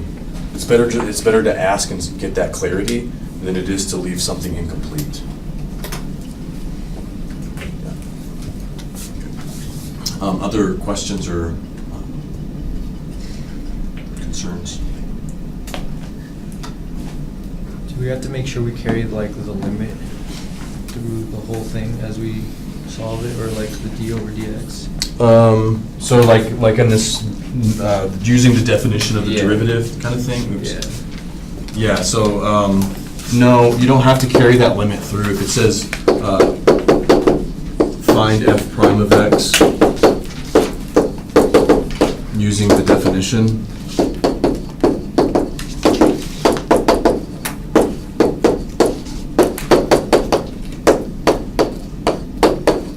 so this thing, you don't necessarily need to carry that limit all the way through. You can simplify the difference quotient first. So let's say, for example, f of x is 1 over x. You can just plug everything in and keep carrying it through, or you could find f of x plus h minus f of x over h first. Simplify all of that, and then as a final step, compute the limit as h goes to 0.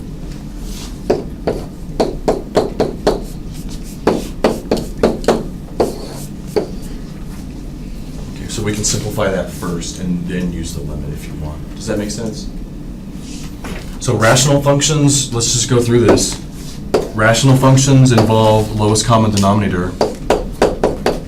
I'm just going to multiply through by x plus h times x. Or sorry, x plus h times x. Oh, I'm not sure what it said. They wrote the wrong thing down. Okay. Just got to remember, if the limit's not already there, I see a lot of people just stop with the difference quotient and forget to use the limit or apply the limit as h goes to 0. Because if you just stop without taking the limit of this, you're just finding the average rate of change, the secant line, not the tangent line, the slope. So we get what is that? Nope.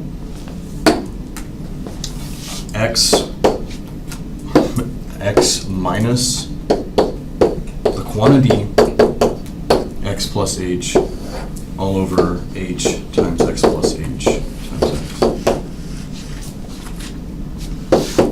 You have minus x, 0 minus h over h minus 1 over x times x plus h. All right, so don't stop there. That's the difference quotient simplified. Then we compute the limit of that since it's simplified.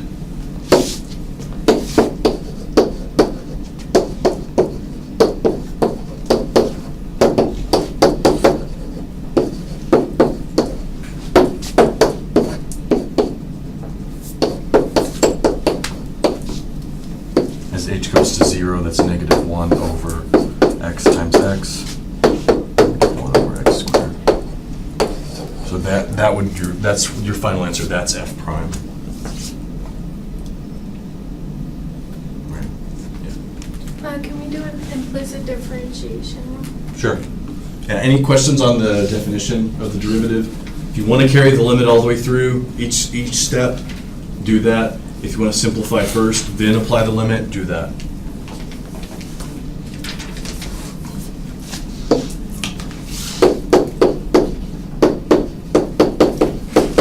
So implicit differentiation. Do you have a specific problem in mind, or? No. Let me see if I have one. Not quite sure.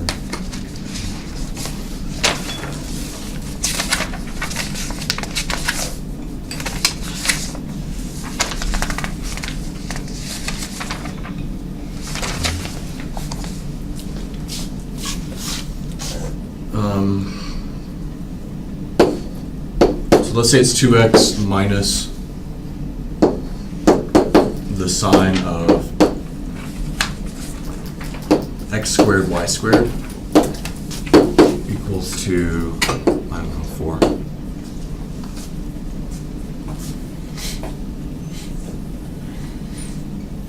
I think the most commonly missed thing with implicit differentiation is, things like taking the derivative of the x squared y squared, or taking the derivative of like x cubed over y. You have to remember that these things this is a product rule, this is a quotient rule. Those things are usually like glanced over when implicit differentiation is done. Make sure you don't overlook that. If you need to write out y as the unknown function of x, y is f of x, to remind yourself that it's still a function of x, all the other rules still apply to that. Feel free to do that. There's nothing wrong with that notation. I mean, it's more illustrating the point that y is a function of x, so that when we take the derivative of that's 2 minus, and we'll look at this derivative of sine x squared y squared, derivative of 4 is 0. Also, don't forget to take the derivative of every term throughout the equation, because I see a lot of people just forget to take the derivative of the right-hand side, which messes up your derivative. Okay, so maybe off to the side here, we'll find the derivative of that other thing.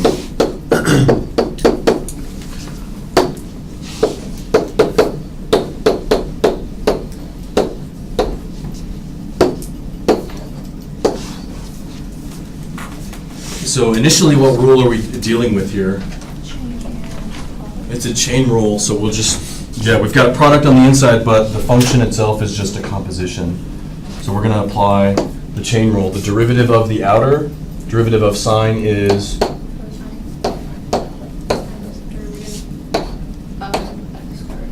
Right. So derivative of the outside, leave the inside alone, and then we multiply that by the derivative of the inside.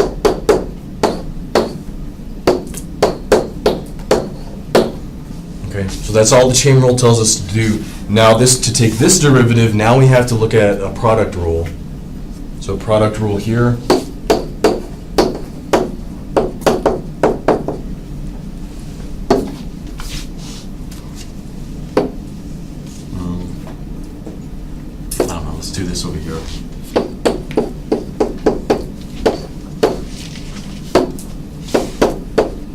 So we've got the first, let me do this, first times the derivative of the second. So what's the derivative of y squared? 2y. 2 times y prime. 2y, y prime, what do y'all think? Is that right? So there's the first times the derivative of the second plus the second times the derivative of the first, which is x squared. So that's 2x times y squared.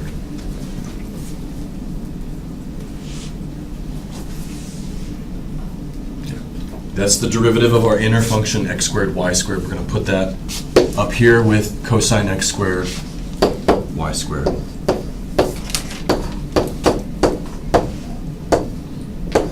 Okay. So cosine times all of that stuff. We got 2x squared y prime plus 2xy squared.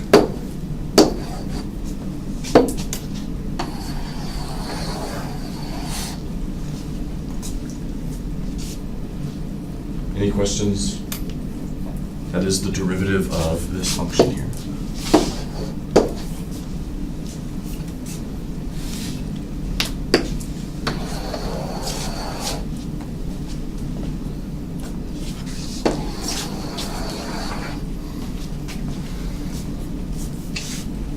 Everybody okay with that? We're going to put that here.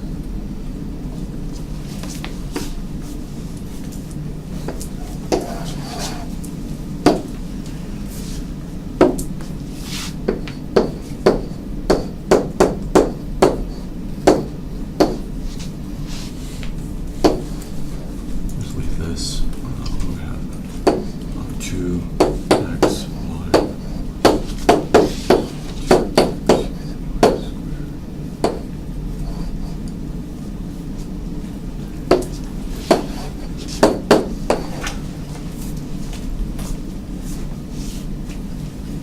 Sorry, that's, what was that first or the second? That's x squared, 2x x squared. 2x squared, rather. Yeah, y prime is y.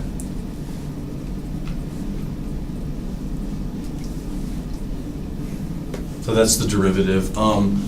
You know, something like that is, it may be a little bit difficult to just solve for y prime. So that's why the implicit differentiation question involves finding the slope of the tangent line at a given point. So from here, we take the point xy and we plug in x and we plug in y. And it simplifies all of that stuff for us. Don't we have to take out y prime? No, so again, if you're only finding the derivative, you need to solve for y prime.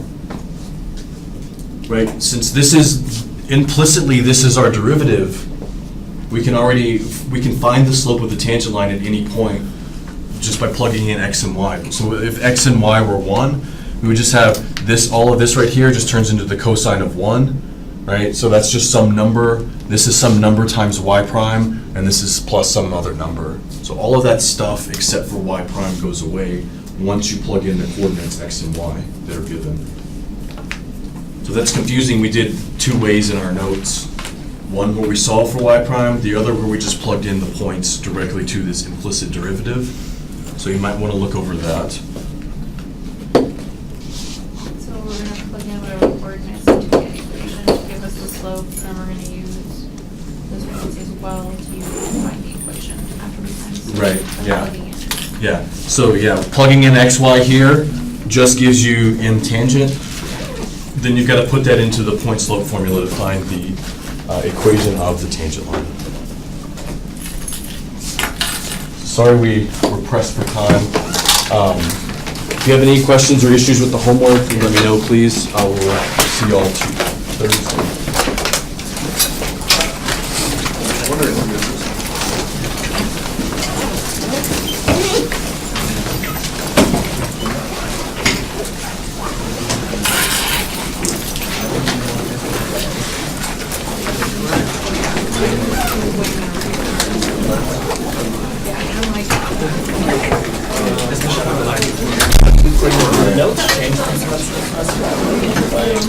Yeah. I wanna actually like go through the related rates. I heard videos from past semesters. Oh, Like they're all on the. I actually just heard a TV videos last night. Yeah, that's what Yeah, she okay, said. okay. I do have like the notes for related rates. Okay, yeah, email me and remind me. So, okay, thank you. You're welcome.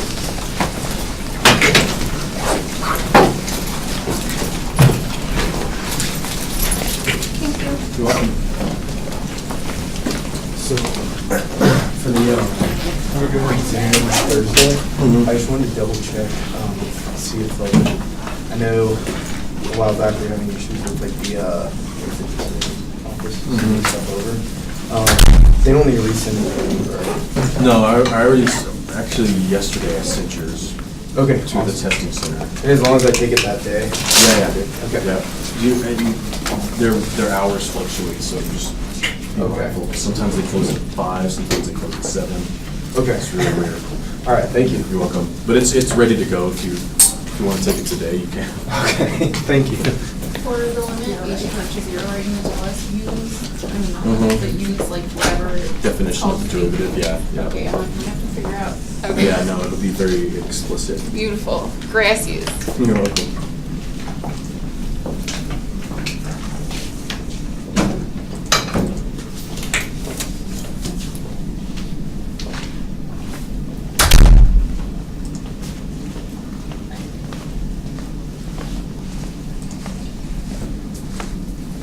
Hey. I wanted to ask you, would it be okay if I, during this, test stepped out for some air? Because I Mhm. do get really nauseous looking down all the time. Yeah. That's also why I haven't been here. Okay. Sure, yeah. So like if I just start to get, I don't know, dizzy Yeah, or of nauseous, course. it would just be for a few seconds or Sure. something like that. Sure. Yeah, usually I'll just have people, like, if they do have cell phones, they'll leave them, because I've not that I don't trust you, but I've had students in the past, like, hey, I gotta go to the bathroom, and they'll take their phone, and No, I would turn it so off. I just, Yeah. okay. Is it from the concussion? Yeah, like it's getting better. I can do more math and look Good. at screens. It's just if I'm looking down or it's too constant. Right. And during the last test, I left feeling really bad. Okay. But I think what would help is if I just, somewhere in the middle, I take a moment. Sure, yeah, as much as you want, feel Okay. free. Okay, I just want to make sure. Yeah, That's okay. of course. Thank you. You're welcome.